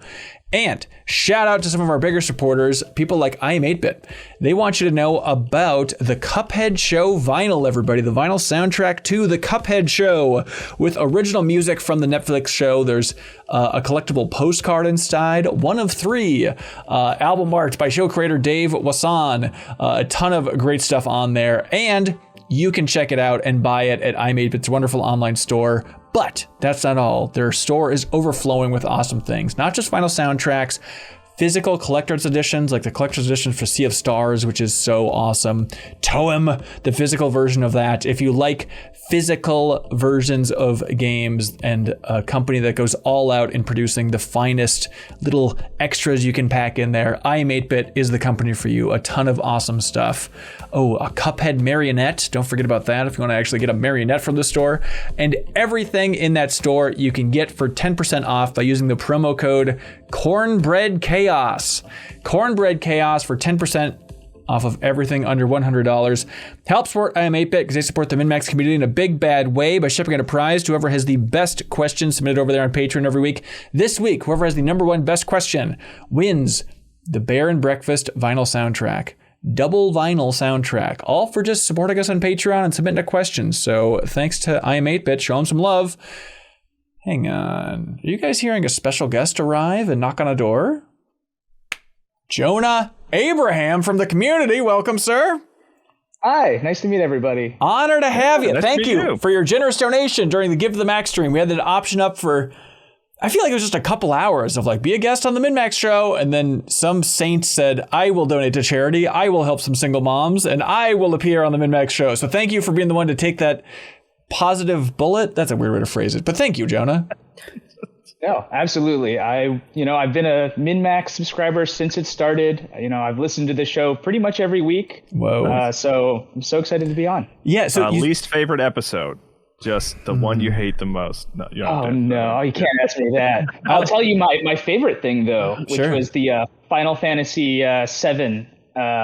Deepest Dive?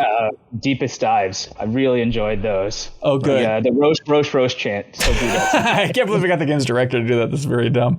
Okay, so you found us from the Game Informer era. Do you remember how you found Game Informer and the Game Informer show?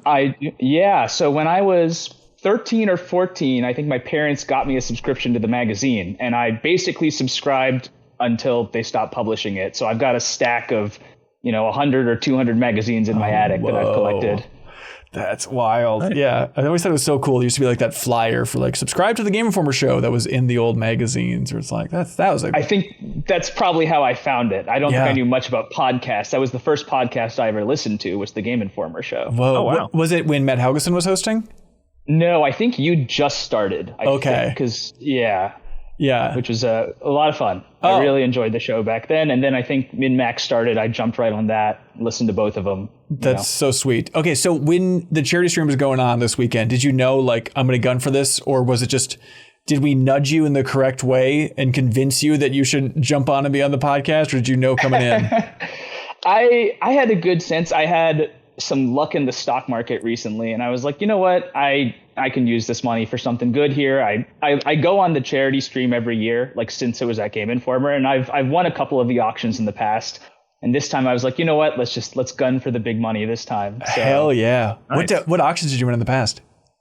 I won a signed Game Informer poster a while ago, and I wish I had it with me. I have a Sega Saturn bomber jacket that I believe once belonged to Andy McNamara. Yeah, God, how many compliments do you get? Do you have to beat people off with a stick when you're in a Sega Saturn bomber jacket? People line up around the block asking about that bomber jacket. It's great. That's good. I'm sorry. I think that jacket might be older than I am, but it's super cool. I'm sorry you had to witness Auction Powers on the charity stream. He's been banned from the premises, so you'll never have to see him again. Okay. Yeah. Coming back into that, like Haley and I had gone to dinner and met Sarah there, and then we walked back into the studio, and like Leo and Ronnie and Ross were all sitting at the table and kind of shot us the hostage situation side eye, where it was just like, they were like, you don't understand how long this has been going on. It was a bit much. Hey, Jonah, we got some questions from the community. Do you want to help us answer these? Oh, I'd love to. Okay, awesome. Steve-O writes in and asks, what's the best Final Fantasy character name? Not the best character, just the best name in all of Final Fantasy. And Steve-O says, I'm partial to Ignis Scientia myself from 15. Ooh, that's a good one. Okay, I'm going to go with Squall Leonhardt from Final Fantasy VIII. Solid. Squall Leonhardt. Yeah, Squall. It really just sets things off. And he's, I love Final Fantasy VIII. I do think it gets underrated by the fandom. Yep. I feel like I'm hoping that we have a historical reevaluation of that game. But I will say, like, it's a good name because, he's kind of moody. He's like a Tempest. He's a Squall. And, yeah, that's perfect. He has a squall in his head. I just remember being confused, being a big fan of 7. It's like Tifa Lockhart and then Squall Leonhardt. Like, it's weird you have 2 heart characters back to back. You can't double up like that. What's next? Sid in every game? Come on, get out of here.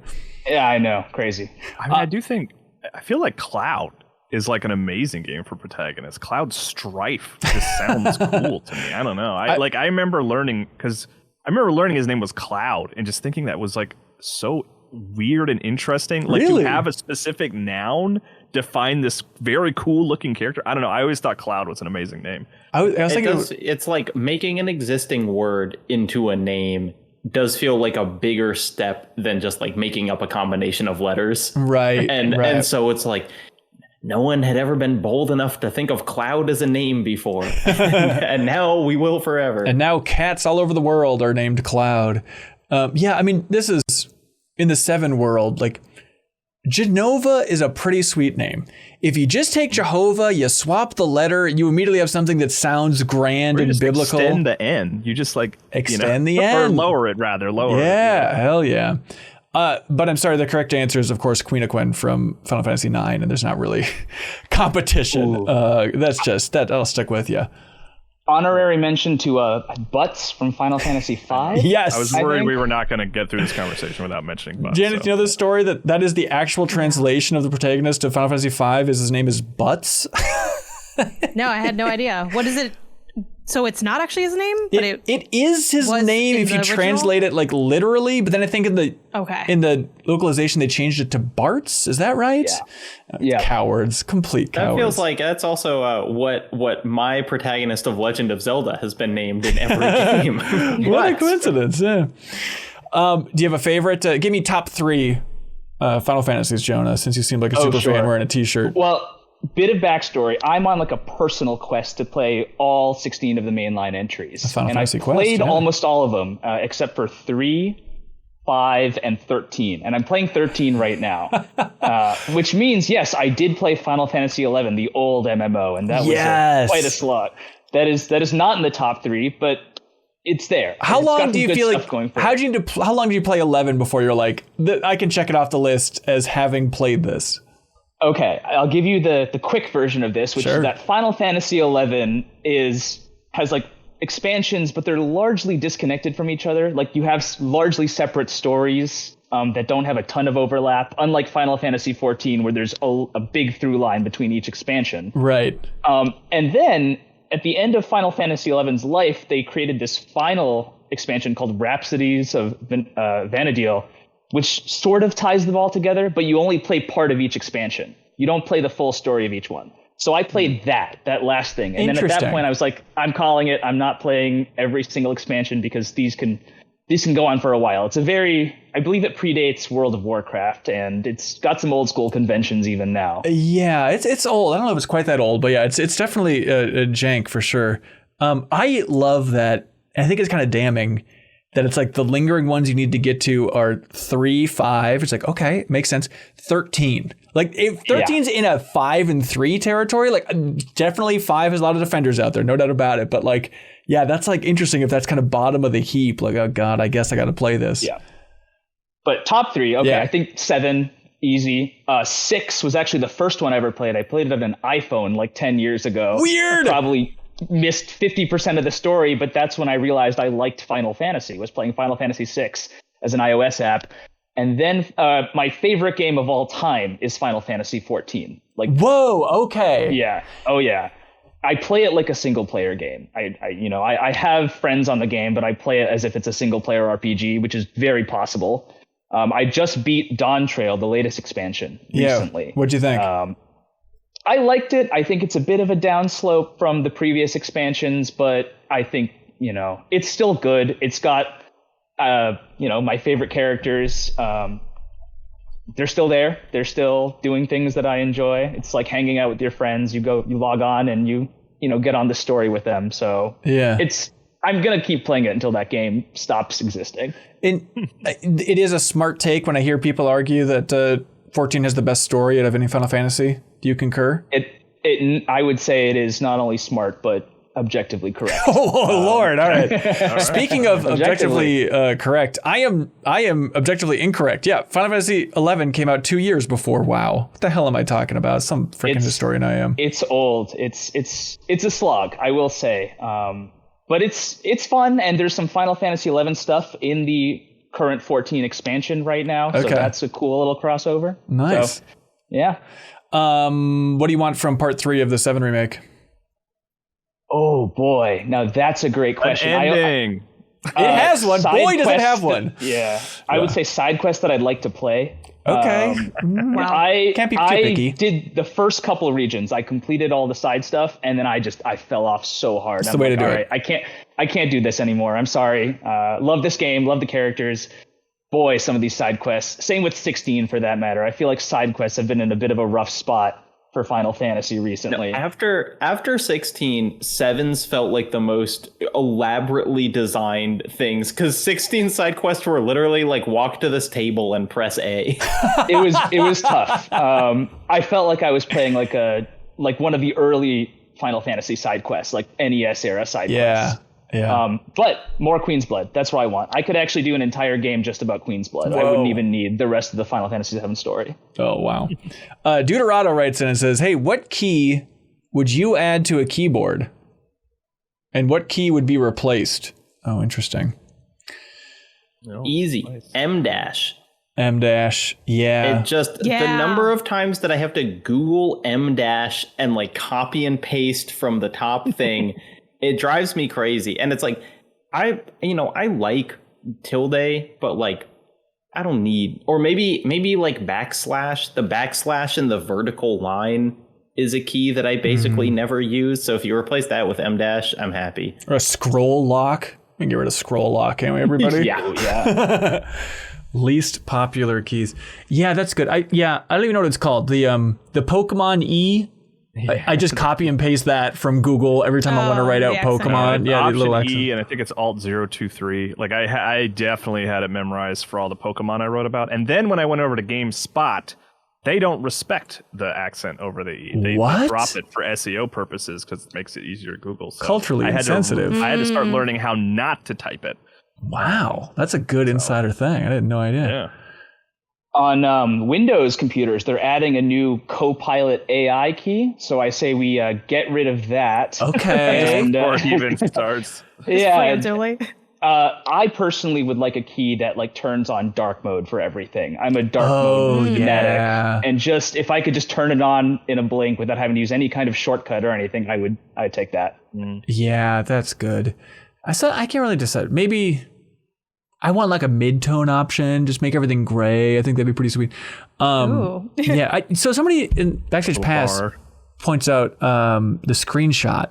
Like having that, Apple Shift 3 screenshot thing on Macs. It's so convenient. And every time on Windows, I'm always annoyed by like, I have to hit print screen and then bring up Photoshop and then copy and paste it in there. Just give me the option of like hit one button and it just grabs it. Bring up Photoshop. Am I missing something important for how to actually do this on Windows? I mean, it's like, you do the print screen and you just drag your little thing and then you can just copy and paste it from there. What little thing? You're yada yada overing the. No. There's a little thing. I see that, but then like I can choose like two Seinfeld references in one episode. We're doing great here. But then it's not saving anywhere. It goes somewhere. It does? It goes. Yeah. Yeah, it just goes into basically like an extension of your clipboard or like photos, and you can click like save, or you can just click copy, and so you don't even have to save it. You can just like take it right from there to Twitter. Oh, or hang on, a good site. But oh my god, it's working! It's weirdly convoluted. Same with like someone in the chat mentions Option Shift Dash for the M dash. Yeah, that's a command I never remember, and then I have to then Google how to do the command, and it just never sticks. And we don't have to like when I hit the letter A, I have an A, and that's what we're talking about here. Like just trimming the fat and just having something. Also, I agree that tilde's trash. Yeah, I mean, you could just change the hyphen to an M dash, probably, right? Like just change the shortcut. I mean, it's like you hyphenate things. That's true. But what is the little up arrow over the 6? What's that? The carrot. Oh. It's like do we use the carrot? No, I don't. Isn't it like for math or something, right? Like that's why I don't use it. Yeah, I think. Before I was in law school, to stuff sometimes, Before I was in law school, I was a software engineering consultant, and I feel like we're really sleeping on the backslashes, the carrots, because a lot of those are programming characters. Okay. So we can't just be deleting all our special characters like that. Yeah. Well, we need like a it's kind of like how they make stuff unnecessarily for gamers. Like it's like, oh, these are gamer socks, right? We need like an English major keyboard. It's like I'm not doing any math. I'm just kind of writing and sharing my thoughts. And no numbers whatsoever on this keyboard. Get them the hell out of here. Yeah. Imagine if they do it like MLA style, where like you have the numbers when they're low enough, but then once they get high, it's not there. May I ask you guys a question, which is, are you writing M dashes in your scripts? Like if you're creating a video, Jacob, are you putting M dashes in there for pauses? It actually, I mean, what I usually do is I write in Google Docs and it's like 2 dashes or 2 hyphens space, which turns into an N dash, but not an M dash. And then when I was turning all my scripts into like chapters for my book, I had to go through and replace all of those. And it was literally like hundreds and hundreds of replacements. Oh boy. What is an N dash versus an M dash? And what's a wave dash? Wave dash is only possible in Super Smash Bros. Melee. The N dash is like a shorter M dash that you use in a more specific. Like an M dash is kind of like a grammatical like catch-all where you can do a lot of stuff with it. And N dash is pretty specific, but it's I don't know. You do space M dash space.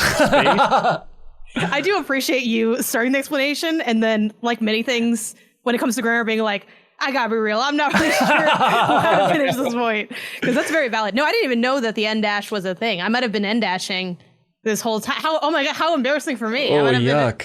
Ignore all these N dashes in my articles. Kyle, in my book, the style is space M dash space. But that's not how I write. So that was another thing that had to be like adjusted where we like went back and put spaces in. Oh boy. Because I think it's funny to bring up twice, but I think it was another Game Informer versus GameSpot thing, is that they did not put spaces outside of the M dash. So the M dash would just, connect the word and then connect, and I always hated the way that looked. I want the spaces. I don't know. I want the space too. Preference. What's going on there? Yeah. My editor was a Game Informer editor, Blake Hester. So my book probably just has the Game Informer house style. Nice. I guess so. I mean, Blake's always been one to do his own thing. So.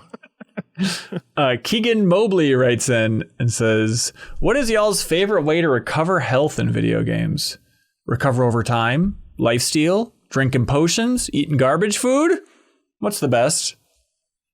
Recover over time, which I feel like is the wackest answer. Like if this is a safe space, I'd like to say recover over time because I'm cheap and lazy and I don't want to spend any money. I don't want to use any items. I want to be able to, especially if it's like while standing still or some type of cheese where I can do it like mid-fight is even better. Echoes of wisdom, get in the bed. Like, yeah. Well, wait. And that's a little too cumbersome. I want to wait in the corner and just check. It's like, this is good check my phone time, which I know is going to make a lot of people scream. But like, I'm not above it. You know, I'm only human. It's like, I'm getting stuff. I love the passive stuff that I can add in games. Lifesteal, though, also very good. That's like one of my favorite moves in a game is like Leech Seed for Pokemon. Ooh, yeah. Same with like Poison, because it's like, oh, I poisoned you. And then like over time, like I'm really earning something. You know, I'm investing in these games. You know what the best version of Lifesteal is?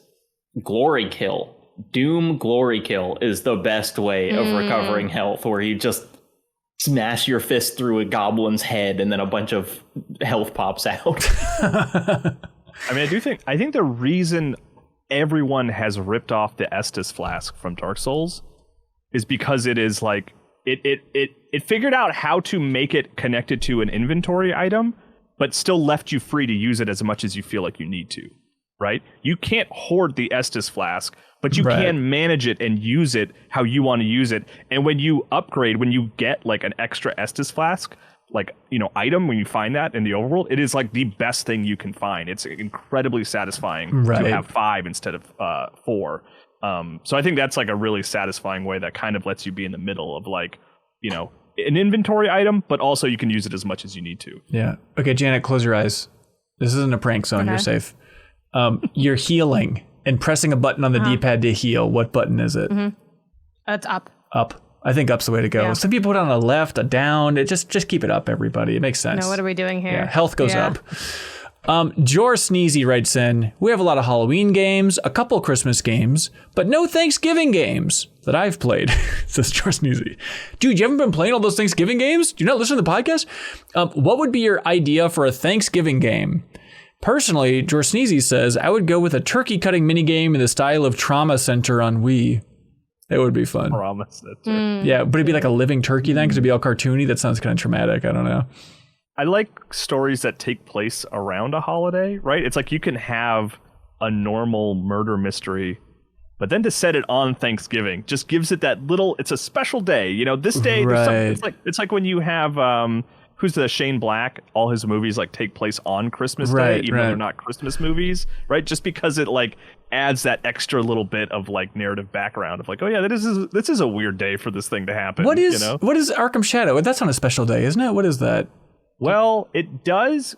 Oh, it's counting down to a day of disaster. I forget what it's called, but every time you go to sleep, it's like 4 more days. Oh, yeah, because Origins is Christmas, I think. Right. Yeah, okay. Yeah. Batman's always doing stuff on the holidays. He does not have a good work life. Because there's calendar. Yeah, calendar. He has to just appease calendar, man. He can't get around it. Yeah. I mean, Dark Victory. No, not Dark Victory. There was another heavily inspired Dark Knight comic that was all about stuff happening on specific holidays over the course of a long period of time. Yeah, and they would go chat with Calendar Man all the time. So your idea for a Thanksgiving game, Kyle, is a Batman game where he says "Happy Thanksgiving" at a certain point. Yeah, I mean, I think there's a couple episodes of the animated series where he's like, "Sorry, Alfred, put the turkey back in the oven. I gotta go fight the Joker." And then the episode ends with, you know, Batman hanging out at home, finally getting some turkey. You know, like every good Batman he doesn't story. have a family. Everyone else is happy. He's out on the streets. Don't remind him. It really bums him out. Buddy boy. Overcooked is the Thanksgiving game. Like they have a holiday pack. I don't think they have explicitly a Thanksgiving one, but you do have like turkeys you cook with a flamethrower, and that's pretty close. And it's not thematically Thanksgiving. By this Thanksgiving, I'm playing Super Smash Bros. Melee, and I think that's a Thanksgiving game. It feels appropriate. Yeah, there's eating in the game for the items. Just turn that item way up, and you're set. Yeah, Overcooked, I think, is the answer for the best Thanksgiving game. Yeah, absolutely. Yeah. Zach, and by the way, since Jor's asking for game ideas, at the community meetup, I'll keep them unnamed, but there was somebody there whose wife said, you know what they should make is this type of game. And I have not stopped thinking about it, Jacob, where she's like, they should make an Oregon Trail AR game. And at first, like, what does that mean? Oh. But then like thinking more about it, like I think it would work really well as a car trip game that was like in AR, like Pokemon Go. But like if you're going on a road trip for Thanksgiving or for the holidays and the family's going to be in the car for like 4 hours, everybody can boot up this game. And imagine, Kyle, imagine this vision of Oregon Trail AR. And imagine it like, okay, we're setting the car right. It's a 3-hour drive. So we're setting the 3-hour clock in this game. We're all playing on our phones together. And then it's like Mario Party style mini games of like, okay, you get a buffalo. Who's getting the meat from this buffalo? You got to duel it out. And like, oh, this person's starving. Oh, this person died like 20 minutes before we arrived. Wouldn't that be fun to like gamify a car ride like that? Or like every time you see a billboard, it can be like +1 to your socks. I don't know, storage. You can get more ammo, like something like that. You can just like, we're not designers, you know, yeah, fill in the gaps here. But there's something like, don't you think a camera could pick up a billboard going by real quick? And if that could be like an extra cracker in your inventory or something, like there's some cool game that it could exist like that. And I haven't seen it and I want it. So somebody should get on that. Zach writes in, Jacob, you're still with me, right? That's number 1 game idea? The number 1. Do you have an idea of if you made a game, Jacob, what would it be? No. I was on Jenna Stieber's Big Game Hunger podcast, nice. And we designed a game there, and like there is a bit from us brainstorming that I have thought about many times since, where I've been like, that would be cool. That would be really cool. It's going to take a long time to explain. Go listen to Jenna Stieber's podcast. Okay, there we go. Check out Jenna Stieber's podcast, Big Game Hunger. Zach says, concerning the Game Awards, how do you feel about gamers making up only 10% of the vote? Should it be more like 50-50? Should gamers be the majority vote? Should Jeff Keighley pull names out of a hat? What do you do? Okay, I not to sound like an elitist snob. As the gamer. Oh, here we go. I say this as the common man. I'm not the journalist or the creator here. I think 10%'s too high. Whoa! And the reason for that is in the mail, Jonah. Thank you. No, it's not because I don't think we should discount the voices of gamers. It's because the system they have for the Game Awards is way too easy to scam, basically. Right? You can submit multiple votes. One person with the scripting operation could completely take over how they do that 10% voting. Yeah. So I think if they were serious about having audience participation, they would have a much stronger verification system. Maybe you have a random panel of gamers that you ask versus just having people create a Game Awards account and just start submitting. Because I do think that skews it heavily, especially towards fan bases that might be like really engaged or toxic for that matter. Yeah. But I think the current system is just, it's not particularly helpful. Like, I don't think it's actually telling us what common gamers think. I think it's telling us what a very few select amount of people think. Right. Which is just not particularly useful for an award show. I guess I get the idea of wanting to not just reveal all the numbers after each awards show, because that gets petty of like, oh, this lost by 1 vote, blah, blah, blah, blah. And then you could blame people and yell at people more, I guess. But like, I would like to know, I want like a little special alert if it's like the 10% community vote shifted the way this was going to land. Yes. Like, wouldn't that be interesting of like, you had an impact here? It's the weird thing of the video game awards being synonymous with the best performing video games of the year, right? Which I'm not saying that the Game Awards are like rigged or it's only money or whatever, but it's just kind of like when Avengers Endgame makes $2 billion, we say that is your award. The people chose you and you made $2 billion, and then we give the Oscar to Portrait of a Lady on Fire, because that is not going to make $2 billion in theaters. And so it kind of gets something else. And it does just feel like it's like, well, the people are already voting in that we can see what the most successful games are. And so Black Myth Wukong, congratulations.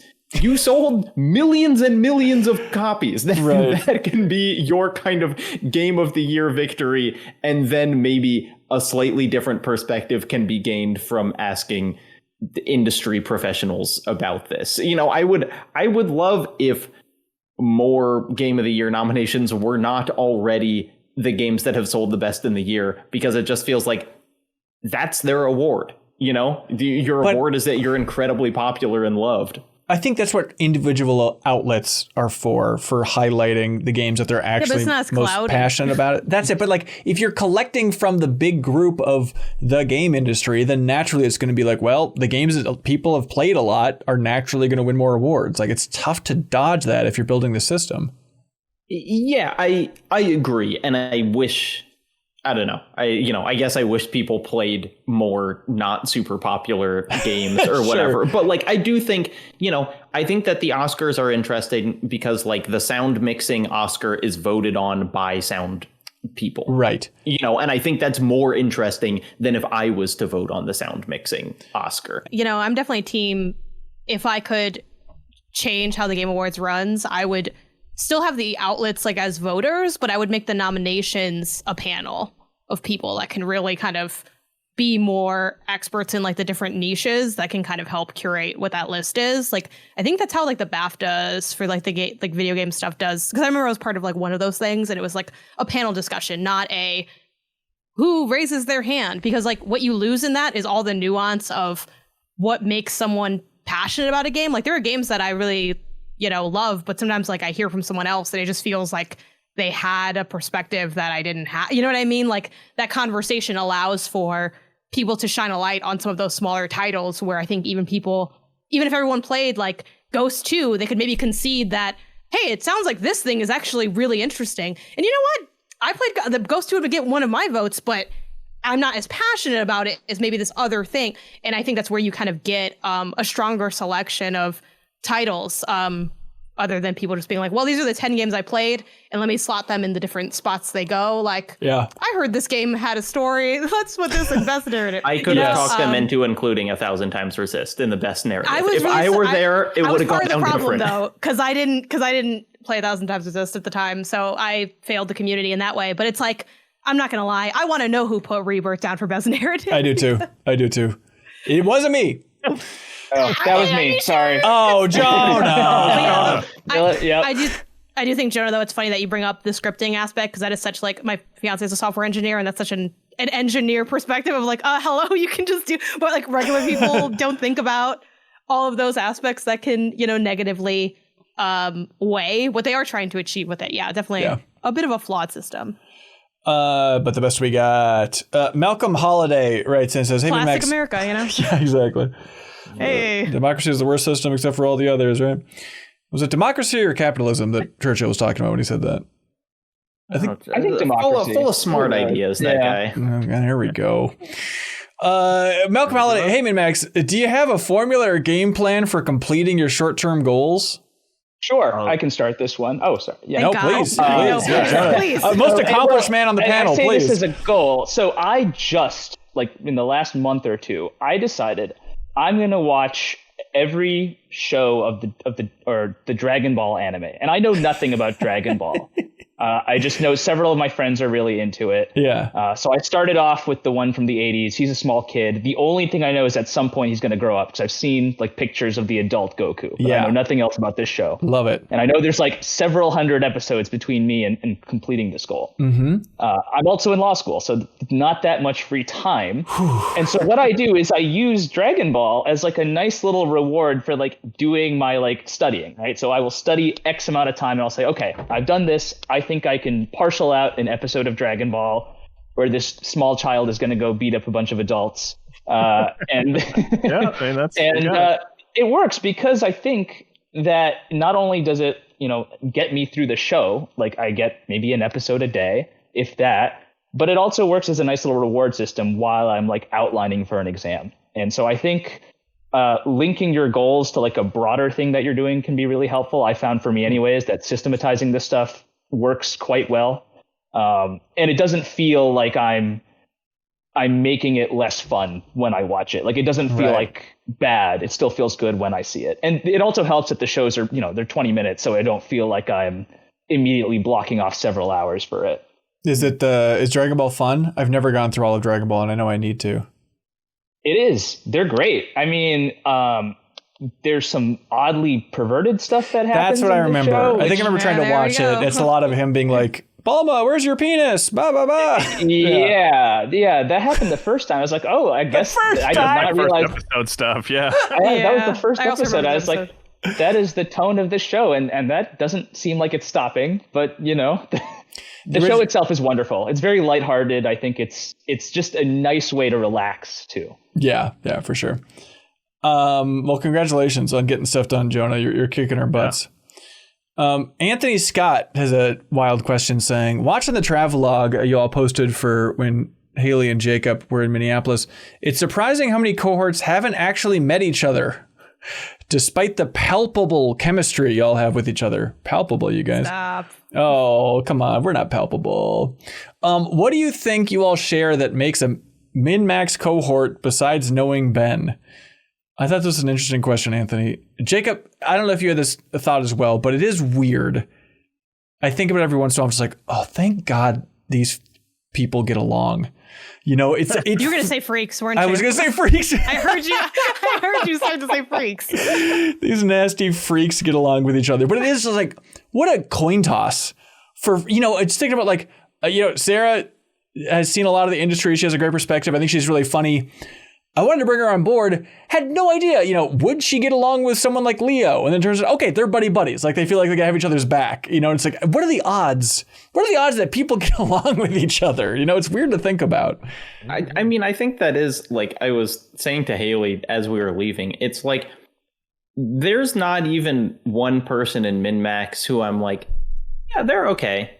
It's like, that I am like genuinely very much like every other person, which I don't think that's the only key to them being a cohort, but it's like there's no one whose opinion here I like don't respect. Right. Yeah, and in terms of like the unifying theme, it's interesting.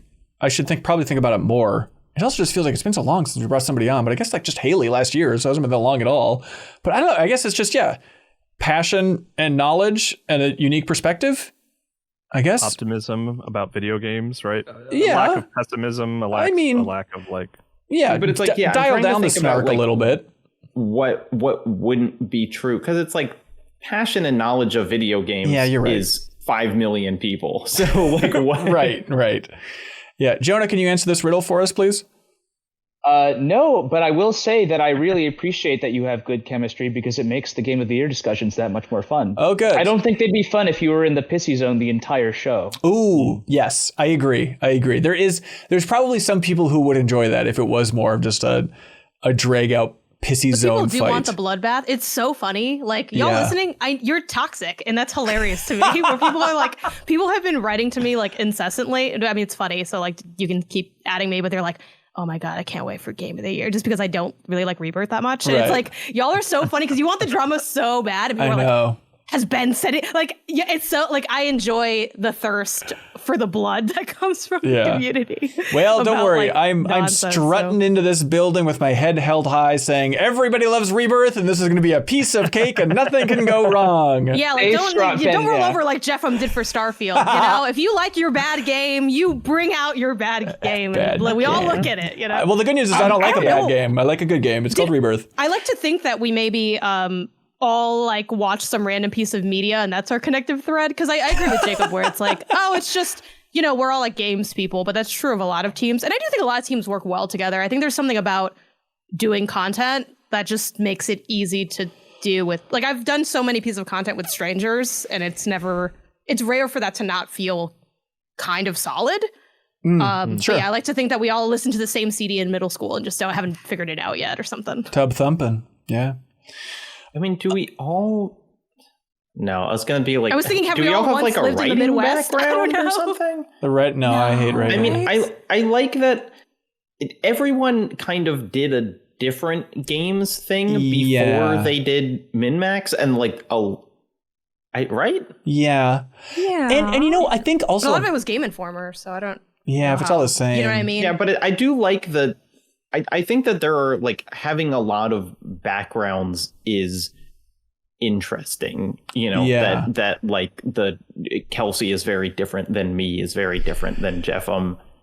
And, I think a big part of it too, even though I'm the only one not in this camp, But I think a big part of it too, maybe, is just like MinnMax gets to be kind of the hopefully fun thing on the side that we get paid for everybody on top of the normal life stuff, you know? And so maybe people are just in a better mood because of that. But if all of us were suddenly full-time working out of an office, I feel like we'd naturally get a little bit more pissy towards each other and a little more fried, you know, and it would kind of lose a little spark. So it's tough to gauge.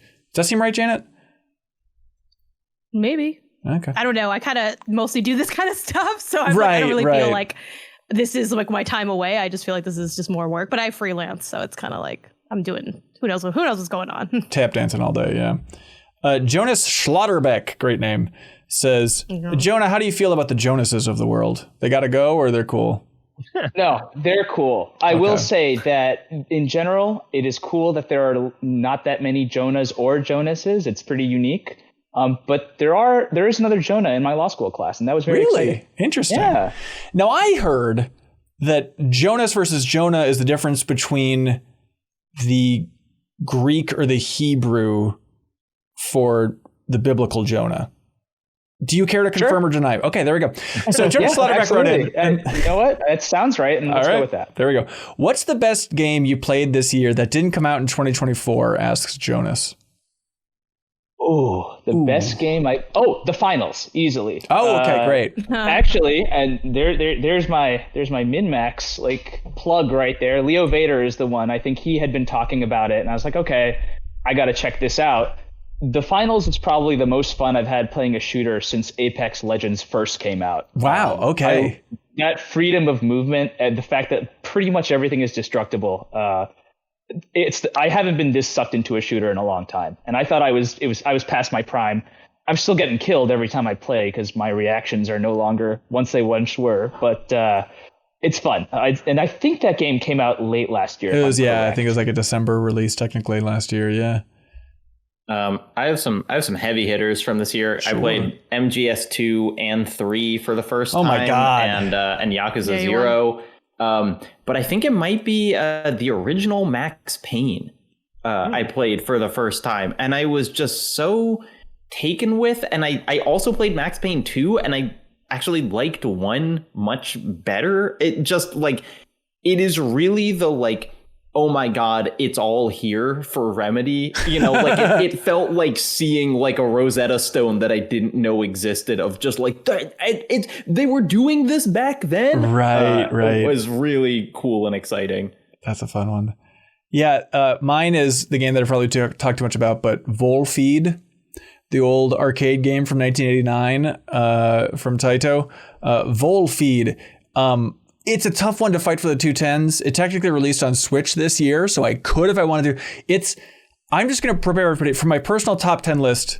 Volfeed is going to be very, very high. Like it really captured me this year in a way that few arcade games have. So that's a big one for me. Super Cerberus writes in and says, "Hey, Jacob Geller." Hello. Hey, hello, Jacob Geller. A long time ago, you made a video, and it was called "The Quiet Sadness of Mario Galaxy." Yeah. But the thumbnail says "The Quiet Sadness of Super Mario Galaxy," which is the game's proper name. What's up with that? Defend yourself. I look, it was a long time ago. I made a lot of mistakes. I'm not the person that I was back then. I've grown a lot, done a lot of thinking. I never realized that. That's funny. Also, God, we buried the lead on this whole episode. Jacob, you talk about it in the travelogue. Do you have something you'd like to say about your personal life on this here episode? That's right. I'm engaged. Hey! To Max Payne 2. Ben won. I know. Welcome to the married life, Jacob. You're almost there. Congratulations. I do a probably unhealthy amount of theorizing of like who in MinnMax is going to hit like the next big life markers when. That's funny. Yeah. You know, because That's like really funny. there are kind of the Kyle and Jeffem Jeffem did not have a kid before MinnMax started. Ooh, right? No. No, he did not. Yeah. But just kind of like, okay, these people were already married. Kyle, you already had a kid, you know, of just kind of like, I'm out. I got nothing left. Out. But it's like me.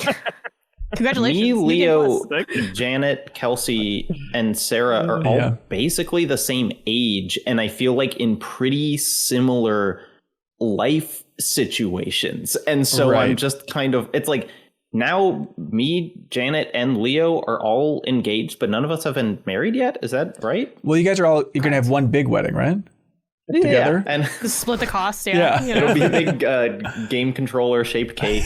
But yeah, it's like it's funny to think about, you know, because it's like, I guess kind of when you turn 30-ish is like when stuff starts happening. Finally. Yeah. Can I ask a follow-up, which is, would any of you consider doing like video game music at your weddings? Is that something you've discussed with your partners? I would definitely consider it. Annie is constantly joking about me playing the Metal Gear Solid theme as we like walk down the aisle. But if she says it enough, maybe it won't be a joke. That's right. Everything starts as a joke. That's funny. I don't think I do aisle, but assuming we have a DJ, I'd like them to incorporate that song at the end of Kingdom Hearts, the like if you walk Simple away, and that clean? song, because it rips, yeah. So, you know, mix that in. And that's what you want like, from a partner in life, I think, is somebody simple and clean. Yeah, that's good. I had Connected from Tetris Forever playing, not as we walked down the aisle, but it was in the kind of like the reception area as people were eating, which I feel like that's maybe the right subtle spot where you can slip in anything there. Have a good time. Yeah, especially you're a target, you know, just anything playing off the speaker doesn't really matter. Right, whatever.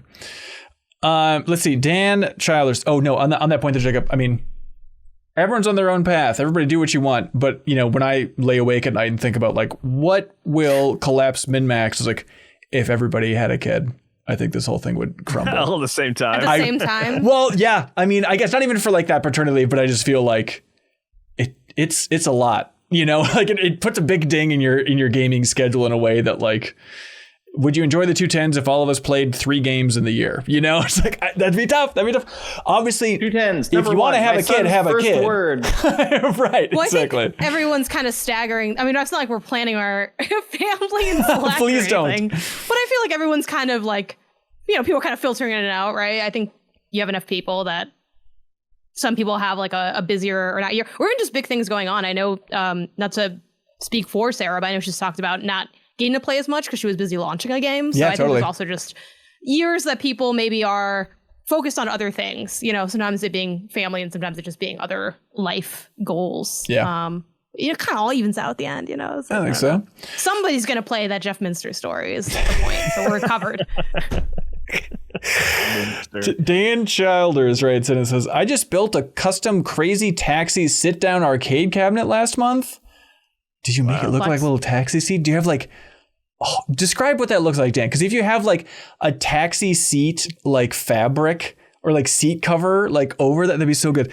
You could have like the beaded thing. Okay, anyways, if you could own one arcade machine, time and space not a concern, what would it be? I feel like we've answered this before. The pushback basketball. Yeah, you're right. Is always my thing. Yeah, right. you're right. Yeah. That's the correct answer. Also, like Star I Wars played Arcade. Right. Star Wars Arcade. Yeah. That's a good one.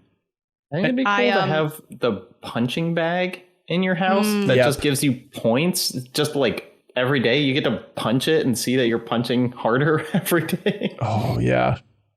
It's real, like, yeah, Dragon Ball, like, power level monitoring. Totally. That'd be really fun. Panic it says Park. over 9,000 when you hit it. You know? Yeah, it's gotta be Dragon Ball themed. Oh, dude, Dragon Ball themed punching bags, does those exist? Because that's a gold mine if they don't exist. Like workout equipment that's Dragon Ball themed? Absolutely.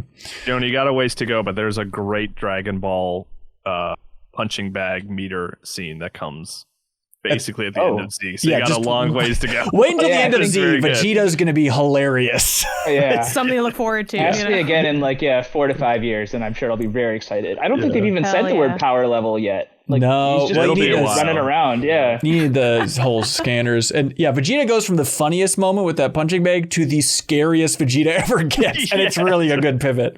Well, I just always think of Goku going like, right. Boba Fett writes in and asks, does the MinnMax crew have any interest in watching the Madden documentary? I heard good things about it. There's a documentary about the Madden game series. I think it's like an Amazon thing. You guys seen this? You heard about this? But I listened to a podcast episode. I forget what podcast it was, but it was years ago, and it was about like how the video game Madden impacted the broadcast of the NFL. And it wasn't until Madden came out that then they realized they needed to add microphones on the field for the real sport, because it became weird when you couldn't hear like the game sounds, because people that were been playing Madden were used to hearing the game sounds. And that's like what added to like, okay, now we actually get some real microphones and hear the players yelling and all that stuff in the actual game. So it's cool how it kind of feeds back into it. Yeah, Cool. The Madden documentary I am 10 times more interested in than like playing Madden. Yes. You know, in the same way that it's like I'll watch Moneyball before I play baseball. Like I love hearing about sports things. I just don't, I'm not that into the games themselves. Yep, totally. But Actually, I love football, and I love watching it. And I'm not a big Madden fan because the game is basically the same game it was 4 years ago. The college football game, they improved quite a bit. I haven't watched the documentary, but what I've read about it, it positions the newest Madden as sort of a rebirth of the franchise. okay. And that's just, I don't think that's true. Yeah, how convenient. It's all building to the new thing you can spend money on. Like, okay, I see. That's so valid. Yeah. I just don't want to have to I can only get so many services at one time. I'm with you.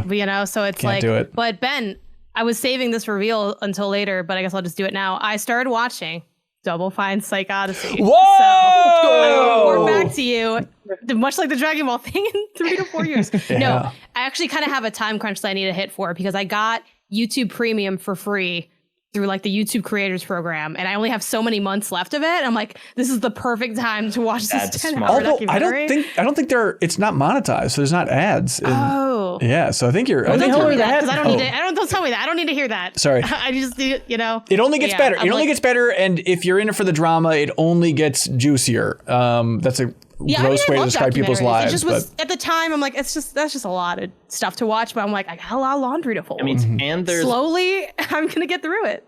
There's an extra episode this year, so it's still eligible for greatest work of all time. That's 2020. Oh my God. People will riot, but I would put it at number one. It's the tree of documentaries. Yeah, just kind of throw it in the pile. Yeah. Oh, anyways, Boba Fett's on the Madden thing. Maybe enjoy the question is, I made that EverQuest video talking to the lead artist of EverQuest, and he worked on the Pro Quarterback series and like the Troy Aikman football series and all that stuff in the 80s and 90s. And he said that like, what was it, 1990, whenever it was, he was showing off their football game, and that John Madden himself came over and was like, hey guys, you guys game developers? And like, yeah. And he's like, I've got some questions for you. And he said that like John Madden himself talked to these developers of the Pro Quarterback series for like an hour, and then he left. And they all were like, those were really specific questions. I can't believe John Madden knows that much or cares that much about game design. And then they said that a year later, John Madden's football came out, and they're like, God damn it, we just told him all of our secrets. But who knows? Simulate football was the secret. Who knows? Sean Rubin writes in and says, okay, MinnMax cohorts, did you all know that you're not supposed to put your food in the middle of your microwave? You're actually supposed to put it on the edge of the spinning turntable. This is why food is cold in the middle, apparently.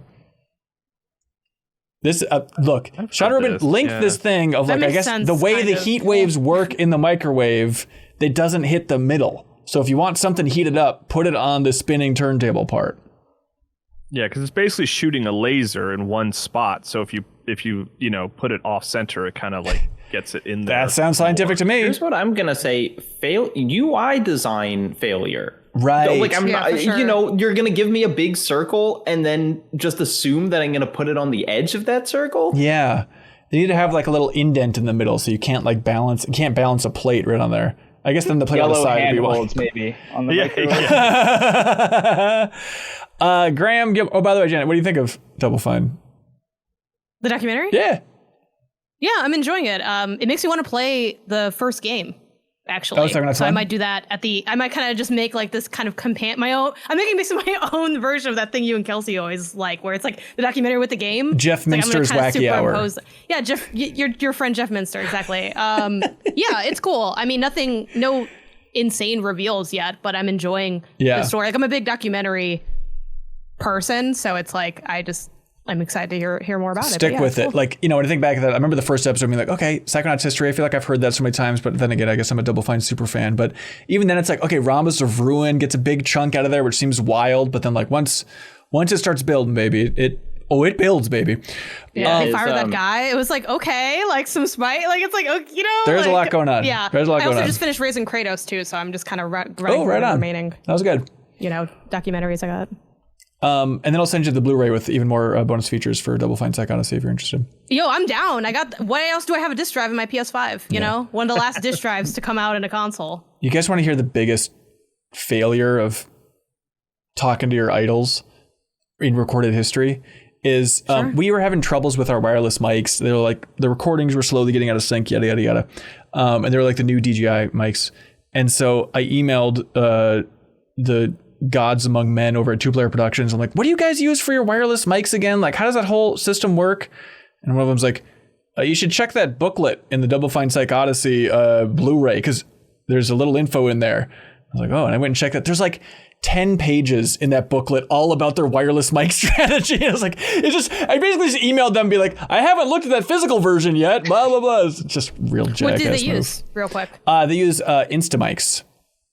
Okay. I'm starting to I had an issue in my DJI too. I wonder if DJI, what's going on here? The component broke off, a thing that goes into the phone. And it's hard as hell to replace. Because really?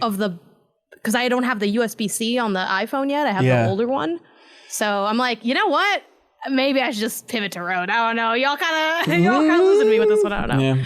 Jonah, is this what you wanted to talk about with us on the podcast? Is wireless mic strategies? Was this what you tuned in for? Oh, I love it. All right.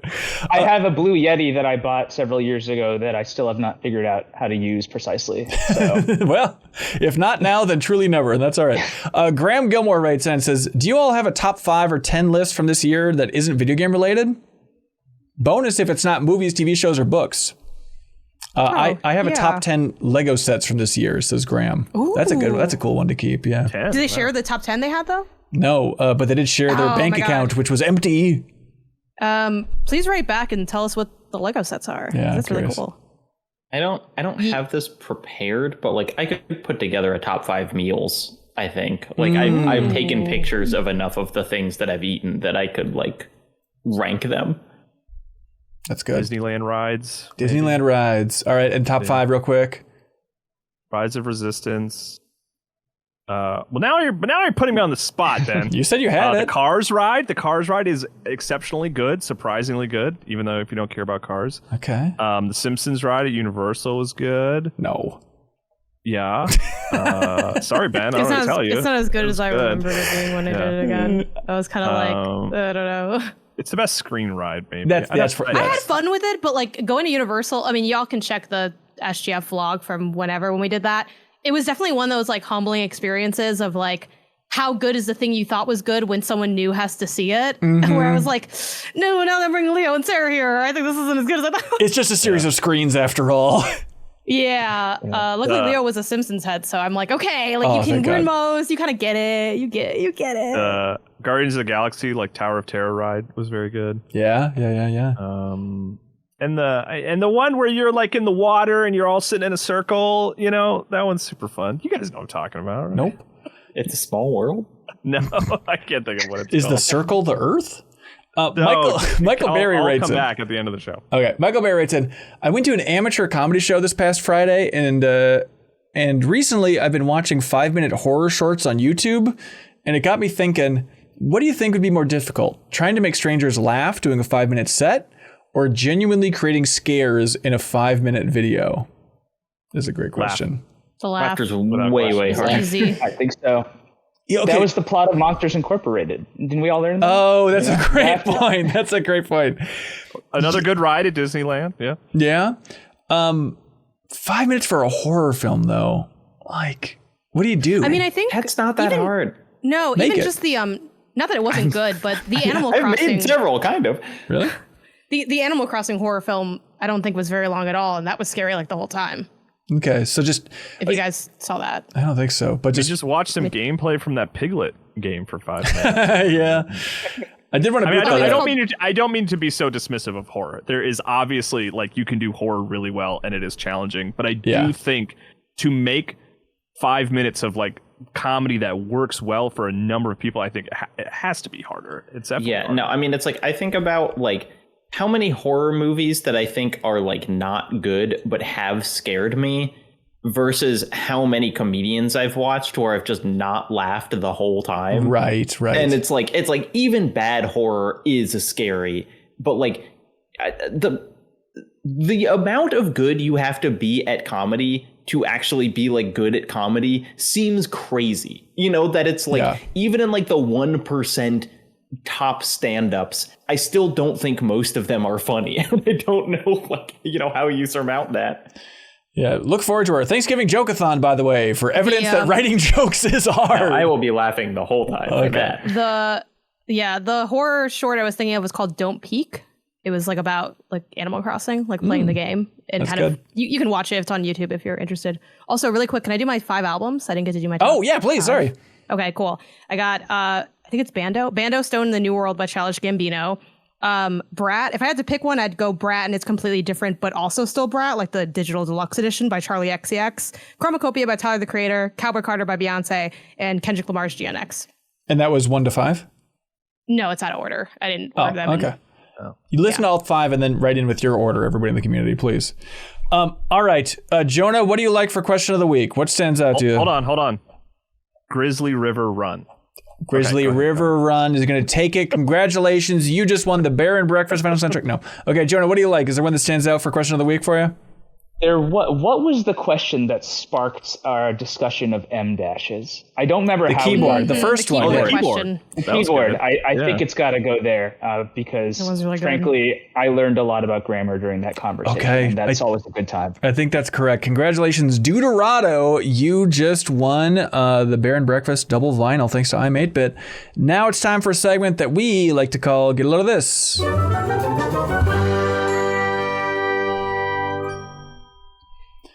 Hey, everybody, get a load of this. Let's go to Dorktown. Let's dive in as deep as we can go here. So on the 8-4 podcast, Sarah's alma mater, that's how you phrase that, right?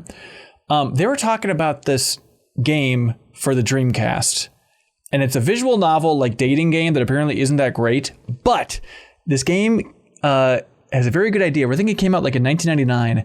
And it's called Kita E. Like it translates to like to the north or in the north. But the idea is it's a dating visual novel, but it's all based on real locations in Hokkaido, Japan. And so it's all like real photos from around Hokkaido in the 90s. But the wild part is you like go into restaurants and they actually licensed it. So they have like the actual menus from a bunch of restaurants around Hokkaido, Japan. And so now apparently they can't like port the game anywhere because all of those licenses were so specific to like this restaurant at this time that doesn't exist anymore, yada, yada. So cool, weird thing. But Kita E is the name of that game. Get a load of this, everyone.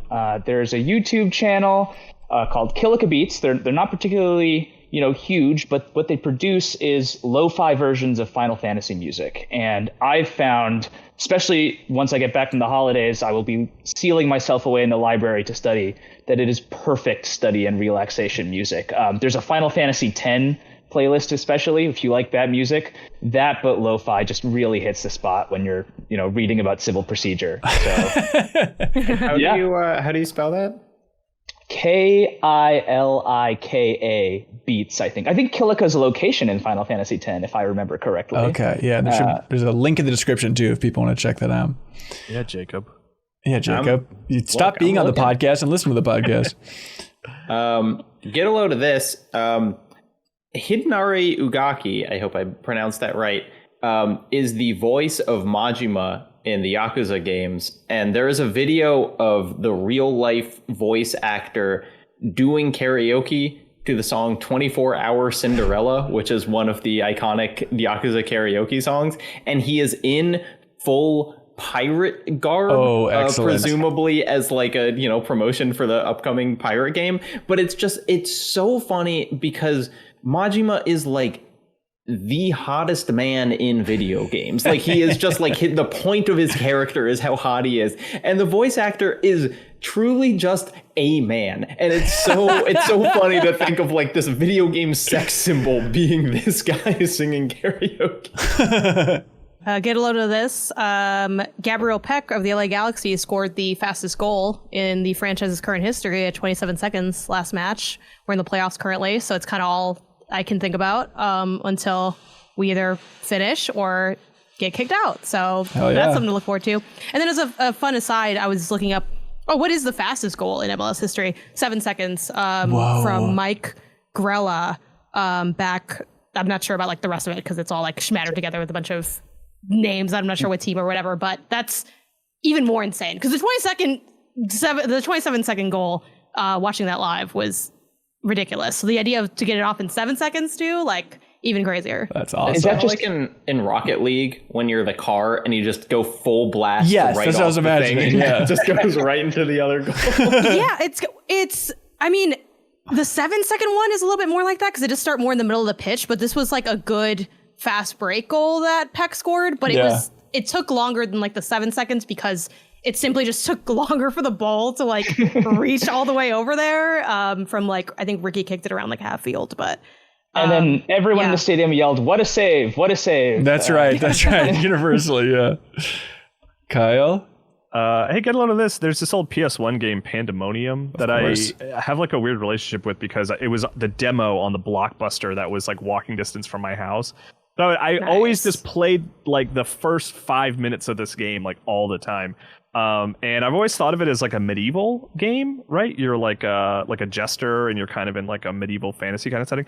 But I found someone posted the about a minute and a half anime opening of the game that was only for the Japanese Sega Saturn version of Pandemonium. Now we're talking. And it's like it's really fascinating because of just like my weird memories of those games, which are totally incomplete.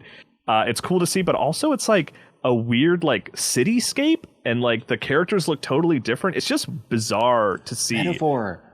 Okay, yeah, but it's just cool to see that old classic like 90s era anime that I love so much, like for this video game that I have vague memories of and never would have seen if it wasn't for the internet because it was, only existed in Japan on a console nobody had. So it was just cool to see.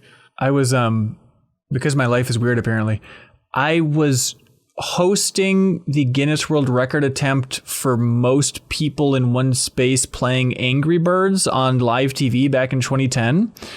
And the guy that I was co-hosting it with, it was just pitched like, oh, he's a game developer. I was like, okay, who is this? I was talking to him. Turns out he's the programmer for Pandemonium. And he worked at Crystal Dynamics. And I was like, oh, buddy, you found the right guy because I love Pandemonium and I want to talk about this weird old game with you. I just remember him saying like, he's like, yeah, there was a lot of drug use at Crystal Dynamics back in the day. Like it was a real problem. Oh my God. It's like, oh, okay, well, there you go. Where's that documentary? Yeah, come on, give us our Pandemonium documentary. Let's see, from the community in the Discord, they get a load of this here. Someone's asking if that footage still exists. I don't think so. I might have it on DVD if you want to see that Guinness World Record attempt, which was a failure, by the way. All these DVDs. Send me all these DVDs, Ben. Yeah, I'll send you. Yeah, DVD player. Absolutely. That's ready to go. So, Kath, in the community Discord, where there's a whole get a load of this channel, it's the greatest news feed you could ever hope for. They shared that My Perfect Console, which is a great podcast, video game interview podcast, but it's just figures on the game industry sharing like their favorite games and imagine if a console had all those games, yada, yada. But the latest guest was Andy McNamara, former editor-in-chief of Game Informer and now over at EA. Big wig at EA, I think is his title. But it's just fun to hear him talking about his favorite games of all time, where it's like, I knew most of them, but it was fun because I was like, oh, I've never heard Andy talk about these games. I was like, oh, these are games that came out after I quit Game Informer, so I never talked to Andy about it. But I guess he's a huge Elden Ring fan and a huge Hades fan, Kyle. Did you know that?